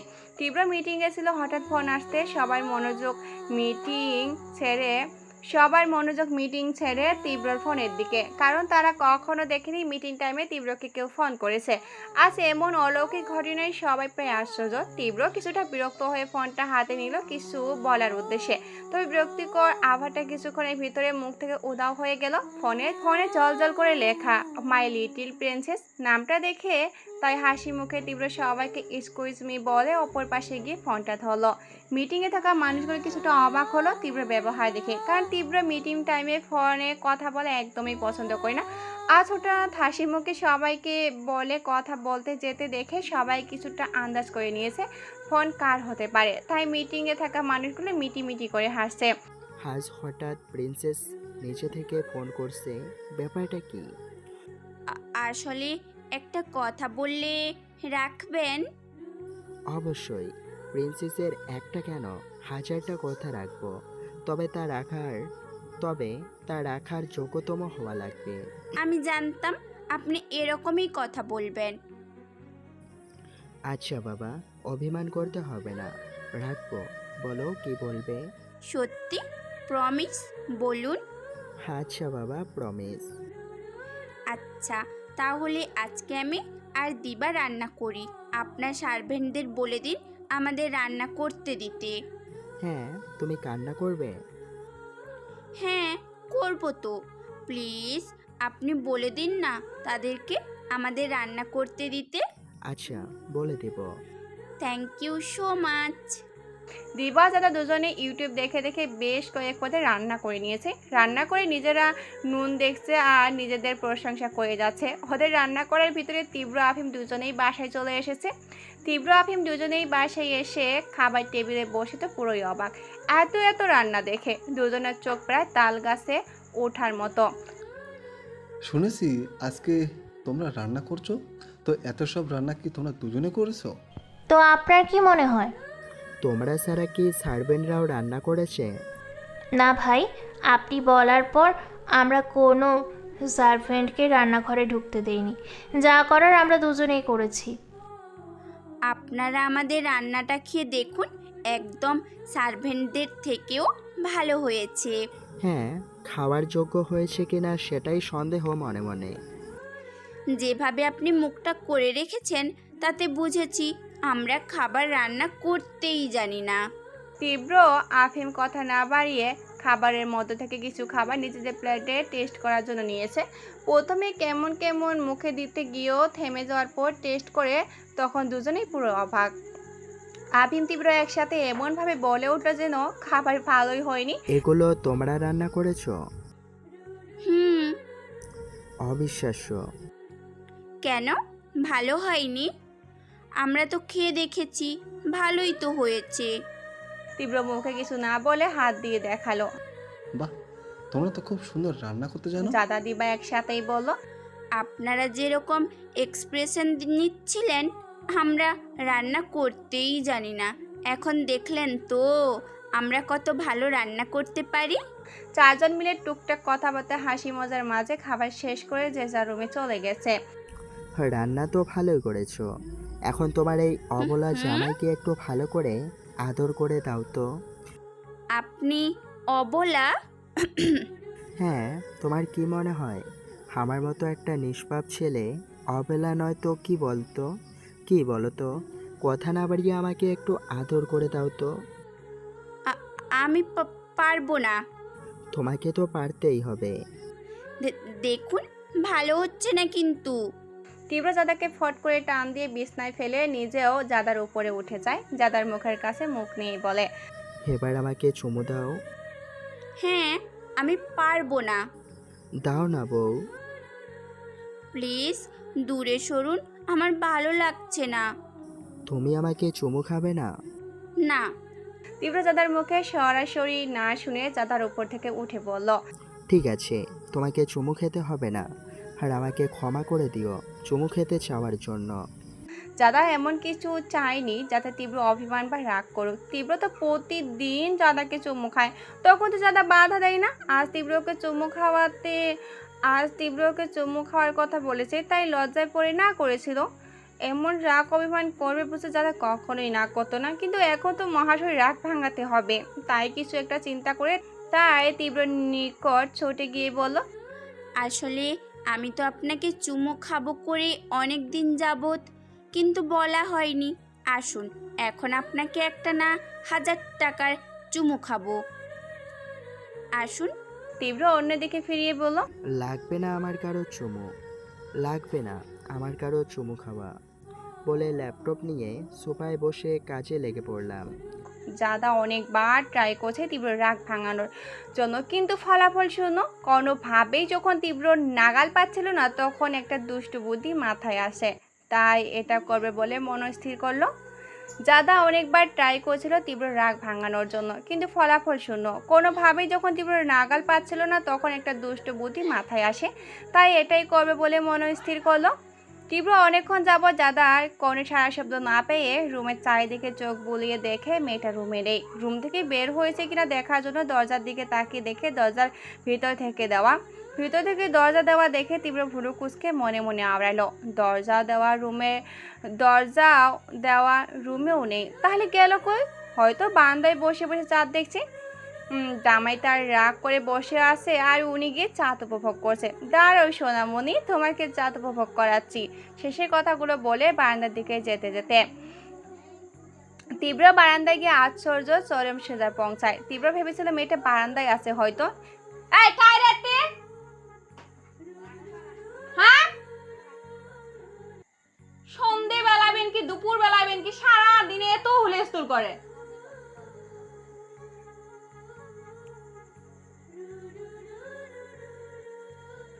কিন্তু না, মেয়েটা তো এখানেও নেই। এবার তীব্র চিন্তায় বাস পড়ে গেল কপালে, তাই জলদি রুমে আসলো। মেয়েটা কোথায় গেল দেখার জন্য। রুমে এসে তো তীব্র বাকরুদ্ধ হয়ে গেছে, শ্বাস নিতেও পারছে না, বারবার ঢোক গিলছে। যাদা সাধ্য সাওয়ার নিয়ে চুল মুছতে মুছতে ওয়াশরুম থেকে বের হয়েছে। পরনে তার হাঁটুর একটু উপর পর্যন্ত শুধুমাত্র তীব্র হালকা পিত্তি কালারের একটা শার্ট পরা। পুরো শরীরে তার ব্যতীত আর কোনো কিছুই নেই, তবে শার্ট থেকে চুলগুলো হাঁটুর নিচ পর্যন্ত ভিজা অবস্থায় ছড়িয়ে ছিটিয়ে আছে। চুল থেকে টপ টপ করে পানি পড়ছে, মুখমণ্ডলের মুখ তাইরে পানি চিকচিক করছে, হাঁটু বেয়ে পানির ফোঁটা গড়িয়ে নামছে।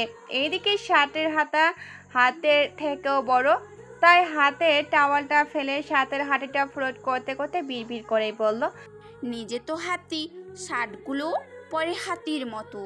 তবে সে যে এমন অর্ধনগ্ন অবস্থায় এসে একজনের মনের ভিতর ঝড় বয়ে দিয়েছে, সে কি জানে? না, সে জানে না। তাহলে এমন অবস্থায় কখনো আসতো না। একটা প্রাপ্তবয়স্ক ছেলে এমন অবস্থায় কোনো মেয়েকে দেখলে নিজেকে কি ঠিক রাখতে পারে? কিন্তু তীব্র নিজেকে যথাসম্ভব কন্ট্রোল করে অন্যদিকে মুখ ফিরিয়ে কাপা কাপা কণ্ঠেই বলল, তুমি এগুলো কি পড়েছো ছোট পরি? যারা চেনা পুরুষালী কণ্ঠ বলা এমন কথা শুনে কিছুটা লজ্জা পায়, তবে তা খানিকক্ষণ রেখে নিজেকে স্ট্রং রেখে মনে মনে বলে, হাজ তোকে হেরে গেলে চলবে না যাদা। তোকে যে করেই হোক তোর মহাশয়ের রাগ ভাঙাতে হবে। আর তুই এগুলো কেন পড়েছিস তুই নিশ্চয় জানিস। তাই পিছুপা না হয়ে লজ্জা শরম ভুলে গিয়ে তীব্রের নিকট ভালোবাসা চেয়ে নে। কথাগুলো বলে তীব্রর দিক ফিরে এগোতে এগোতে বলল, কেন, আপনি দেখেছেন না আমি কি পড়েছি? তীব্র আর চোখে যাদাকে নিজের দিকে এগোতে দেখেই বলল, দেখ তুমি এগুলো চেঞ্জ করে আসো। যাদা একদম তীব্রের সামনে গিয়ে বলল, আমার চুলগুলো দিয়ে পানি পড়ে গায়ের শার্টটা ভিজিয়ে দিচ্ছে, আপনি একটু চুলগুলো মুছে দিন না প্লিজ। তীব্র নিজেকে কন্ট্রোল করতেই পারছে না। এর ভিতর এই মেয়ে ঘুরে ফিরে তার সামনেই আসছে। তীব্র অন্যদিকে ঘুরে নিজের ঘাড় খুঁজতে খুঁজতেই বলল, দেখো ভালোভাবে বলছি, আমার শার্ট খুলে নিজের জামা পরে আসো। আরে, আপনি বারবার ঘুরে যাচ্ছেন কেন? আমার দিকে তাকান। তীব্র এবার সম্পূর্ণ যাদার দিকে তাকিয়ে ঘরের মধ্যে চলে যায়। মনে মনে ভাবে, ক্ষুধার্ত বাঘের সামনে যদি কোনো খাবারের নিচে ইচ্ছায় ঘুরঘুর করে, তখন ক্ষুধার্ত বাঘটা আগে শুকনো নজরে চারিদিকে চোখ বুলিয়ে দেখে নেয় খাবারটা কোনো শিকারী রেখেছে কিনা। যখন বাঘটা বুঝতে পারে খাবার কোনো শিকারী নয়, খাবার নিজেই নিজের জন্য মালিকের কাছে আসছে, তখন কোনো কিছু না ভেবে বাঘটা তার খাবারের প্রতি ঝাঁপিয়ে পড়ে। তবে সেও কি তার খাবারের প্রতি ঝাঁপিয়ে পড়বে? না না না, সেটা কি ভাবছে? সে তো কথা দিয়েছে তাকে সবার অনুমতি ছাড়া আপন করে নেবে না। তবে সে এমন চিন্তা কেন করছে? না, সে তো ইচ্ছা করে এমন চিন্তা মাথায় আনেনি, তাকে তো বাধ্য করা হচ্ছে এমন চিন্তা মাথায় আনার জন্য। কিন্তু সে এমন কাজ করবে না, তাই নিজেকে স্বাভাবিক করে কড়া গলায় বলল, তুমি এগুলো কেন পড়েছো আজকে? আর এই রাত্রিবেলা তোমাকে শাওয়ার কে নিতে বলেছে? যাও গিয়ে নিজে জামা কাপড় পরো। তবে মুখে কথাগুলো বলা যতটা সহজ, তবে মনকে মানানো এতটা সহজ নয়। তীব্র যাদের কথা শুনে ভয় না পেয়ে কপট রাগী গলায় বলল, আরে আপনি বারবার ঘুরে যাচ্ছেন কেন শুনি? আমার দিকে তাকান। আমি কি বলেছি আপনি শুনতে পাচ্ছেন না? আমি কি এই রাত্রিবেলা শুধু শুধু শাওয়ার নিয়ে এরকম পোশাক পরে আপনার সামনে এমনি এমনি এসেছি নাকি? আমি যখন এই রাত্রিবেলা শাওয়ার নিয়ে এমন পোশাক পরে আপনার সামনে এসেছি, এর প্রতিদান তো আমি নিবই। তীব্র যাদের রাগী গলা শুনে কিছুটা আশ্চর্য হয়ে বলল, তা তুমি কি প্রতিদিন চাও এর জন্য? এই তো এবার বাসাধন লাইনে এসেছে মনে মনে বলে এবার একটু লজ্জাপর মুখ করে বলল, প্রতিদান হিসেবে আপনার গভীর ভালোবাসা চলতে হারিয়ে যেতে চাই। তীব্র যাদের কথা মানে বুঝলেও না বোঝার ভান করেই বলল, কি বলছো ছোট পরি?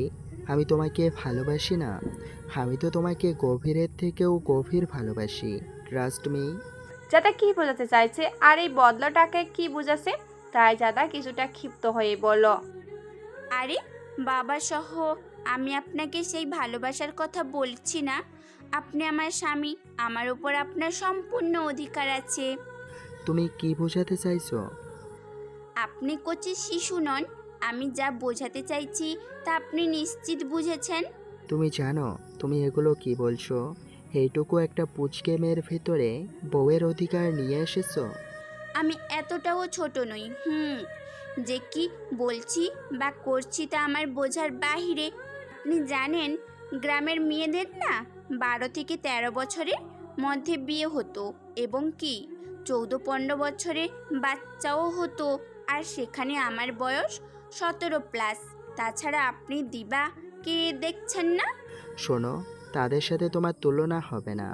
আর দিবার বয়স তোমার থেকে বেশি আছে। হ্যাঁ, মাত্র 1 বছরের বড়। তাতে কি হয়েছে শুনি? আমি এত কথা শুনতেই চাই না। দেখো, আমি জানি তুমি আমার রাগ ভাঙানোর জন্যই এমন করছো, তাই তো? আমার রাগ ভেঙে গেছে, আমি আর তোমার উপর রেগে নেই। এবার যাও গিয়ে তোমার পোশাক পরে আসো। আপনারা কি মনে হয় আপনার রাগ ভাঙানোর জন্য শুধু আপনার সামনে এভাবে এসেছি? না মিস, আমি আপনার ভালোবাসা চাই। দেখো, আমি তোমাকে অনেক ভালোবাসবো। জীবনের শেষ নিঃশ্বাসে জীবনের শেষ নিঃশ্বাস অবধি তোমায় ভালোবেসে যাব। কিন্তু আমি তোমার ফ্যামিলির কাছে কথা দিয়েছি, তাদের অনুমতি ছাড়া আমি স্বামীর অধিকার ফোলাবো না। আপনি কি আমার ফ্যামিলিকে বিয়ে করেছেন নাকি আমাকে বিয়ে করেছেন? কোনটা? তুমি আমার। যাদা তীব্রকে থামিয়ে দিয়েই বলল, আমি আপনার কোনো কথা শুনতে চাই না। আপনি ভালোবাসা দিবেন কিনা বলুন, না হলে আমি চলে যাচ্ছি। আপনার রুমে আমি থাকবই না। তীব্র নিজেকে অনেকটা শক্ত করে এতক্ষণ যাদার সাথে রাগী রাগী ভাবে কথা বলে যাদা থেকে নিজেকে দূরে রেখেছে। তবে তার ছোট্ট পরীকে আপন করে পাওয়ার তারও অনেক ইচ্ছে ছিল, কিন্তু সে তো তার ফ্যামিলির কাছে কথা দিয়েছে বলে এতটা দিন কাছে থেকেও আপন করে নেয়নি। কিন্তু তার ছোট্ট পরী আজ নিজ থেকে তার কাছে আসতে চাইছে, তার থেকে ভালোবাসা পেতে চাইছে। এখন সে তো চাইলেও নিজেকে আটকাতে পারছে না, তাই ঘর লাগা কণ্ঠেই বলল, ক্ষুধার্ত বাঘের খাবার নিজে থেকে খাওয়াতে চাইলে ক্ষুধার্ত বাঘ খাবারের উপর ঝাঁপিয়ে পড়ে। আর বারবার তুমি এরকমভাবে আমার সামনে ঘুরে বেড়াবে, ভালোবাসা চাইবে, কিভাবে ফেরত দেই বলো? বলে জাদাকে কিছু বোঝাতে না দিয়ে ধাক্কা মেরে বিছনায় ফেলে নিজেও জাদার উপরে উঠে পড়ল। আমি বারবার বলেছিলাম হিংস্র বাঘের সামনে তার খাবার নিয়ে খেলো না। হিংস্র না, তুমি তো বারণ করার পরেও কিন্তু না, তুমি তো বারণ করার পরেও বারবার হিংস্র বাঘকে জাগিয়ে তুলছো। এখন তো পালাতে পারবে না, সহ্য করতে পারবে তো তোমার হিংস্র বাঘকে? বলে জাদার উষ্ঠজোড়ার সাথে নিজের উষ্ঠজোড়া মিশিয়ে দিল। জাদা কিছুটা লজ্জা পায় তীব্রর এমন কথায়। আজ হঠাৎ তার কি হলো, সে তো শুধু তীব্র রাগ ভাঙাতে চেয়েছিল, কিন্তু কোথা থেকে কি হয়ে গেল। তীব্র উষ্ঠজোড়া থেকে মুখ উঠিয়ে জাদার ঘাড়ে মুখ গুজে দিয়ে বেসামালভাবে কিস করে যাচ্ছে। জাদা চোখ মুখ খিচে তীব্রর শার্ট পিছন থেকে খামচে ধরছে। তীব্র আস্তে আস্তে ঘাড় থেকে মুখ উঠিয়ে সব জায়গায় কিস করছে। এই দিবা রজনীতে তাদের গভীর মিলনের দিন। দুই স্বামী স্ত্রী তাদের ভালোবাসার গভীরে হারিয়ে যাচ্ছে, পবিত্র বন্ধনের ভালোবাসায় ডুবে যাচ্ছে। সাক্ষী হয়ে রইল এই দিবা রজনী আর ওই দূর আকাশের চাঁদ। বাকিটা আপনারা বুঝে নিন নিজ দায়িত্বে। আমি আর কিছু বলতে পারবো না, আমার লজ্জা করে। চারিদিকে ফজরের আজানের ধ্বনি শোনা যাচ্ছে। দেয়ালের পাখি কিচিরমিচির ডাকে প্রকৃত মনোমুগ্ধকর হয়ে উঠেছে। তারা জানান দিচ্ছে আল্লাহ তাদের বান্দাদের নামাজের জন্য আহ্বান করেছে। আল্লাহর রহমতে ফেরেশতারা আল্লাহর প্রতিটি মুমিন বান্দাদের নামাজের জন্য কানে কানে বলছে, আল্লাহ তাদের ইবাদতের সময় হয়ে গেছে, আল্লাহর ইবাদতের সময় হয়েছে। ঘুমিয়ে না থেকে উঠে আল্লাহর ইবাদত করো, শুকরিয়া আদায় করো। যাদার সেই ডাকে হয়তো ঘুম ভেঙে গেছে, তাই আস্তে করে উঠে তীব্রকে ঘুম থেকে উঠিয়ে দুজনে শাওয়ার নিয়ে নামাজ আদায় করে। চারদিক মধু আলো দেখা মিলছে। দাদা তীব্রর দিকে তাকাতেই লজ্জা পাচ্ছে। কালকে রাতের ওই কাণ্ড করার পর কেমনে তাকাতেই পাচ্ছে না। তীব্র দাদার লজ্জা পাওয়ার কারণটা ঠিকই বুঝতে পারছে, তাই আরেকটু লজ্জা দেওয়ার জন্য বলল, বউ, ও বউ, চলো না দুজনে আবার ভালোবাসার গভীরে হারিয়ে যাই। দাদা বেচারি কালকের ওই ঘটনা করার পর এমনিতেই লজ্জায় আছে, তার উপরে উল্লুকটা আবারও লজ্জা দিচ্ছে। বউ, কথা বলছো না কেন? চুপ করে আছো কেন? দাদা এবার ঠিক বুঝতে পারছে তীব্র এখন ইচ্ছা করে ওকে লজ্জা দেওয়ার জন্য এইসব বলছে, তাই হাই তুলে মিনমিনে সুরেই বলল, আমার এখন প্রচণ্ড ঘুম পাচ্ছে। এখন তো পুরোপুরি সকালও হয়নি, এখন বরং একটু ঘুমাই, আপনার সাথে পরে কথা বলবো। তীব্র বেচারা আর কিছু বলতেই পারল না, নিজ বউয়ের সাথে শুয়ে পড়ে। তখন থেকে ফোনটা এক নাগাড়েই চলছে। তখন ঘুম থাকার কারণে শুয়ে পড়ায় তীব্র যা দুজনেই ঘুমিয়ে পড়েছিল। হঠাৎ করে বারবার ফোন আসায় দুজনের ঘুম ভেঙে যায়। তীব্র ঘুম থেকে উঠে ফোনটা হাতে নিয়ে দেখে ওদের বাড়ির হেডলাইন থেকে ফোন এসেছে। হেডলাইন দেখে তীব্র কিঞ্চিত ভুরু কুঁচকায়, কারণ ও চলে আসার পর থেকে কখনো এই নাম্বার থেকে ফোন দেয়নি। ফোন দিবে কি করে? তীব্রর ফোন নাম্বার তো কেউ জানে না, শুধু ইয়ানা ছাড়া। হঠাৎ কিছু একটা ভেবে তীব্র ফোনটা রিসিভ করে কানের ধারে ধরে কথাটা বলার আগেই ওপাশ থেকেই বলল, ভাইয়া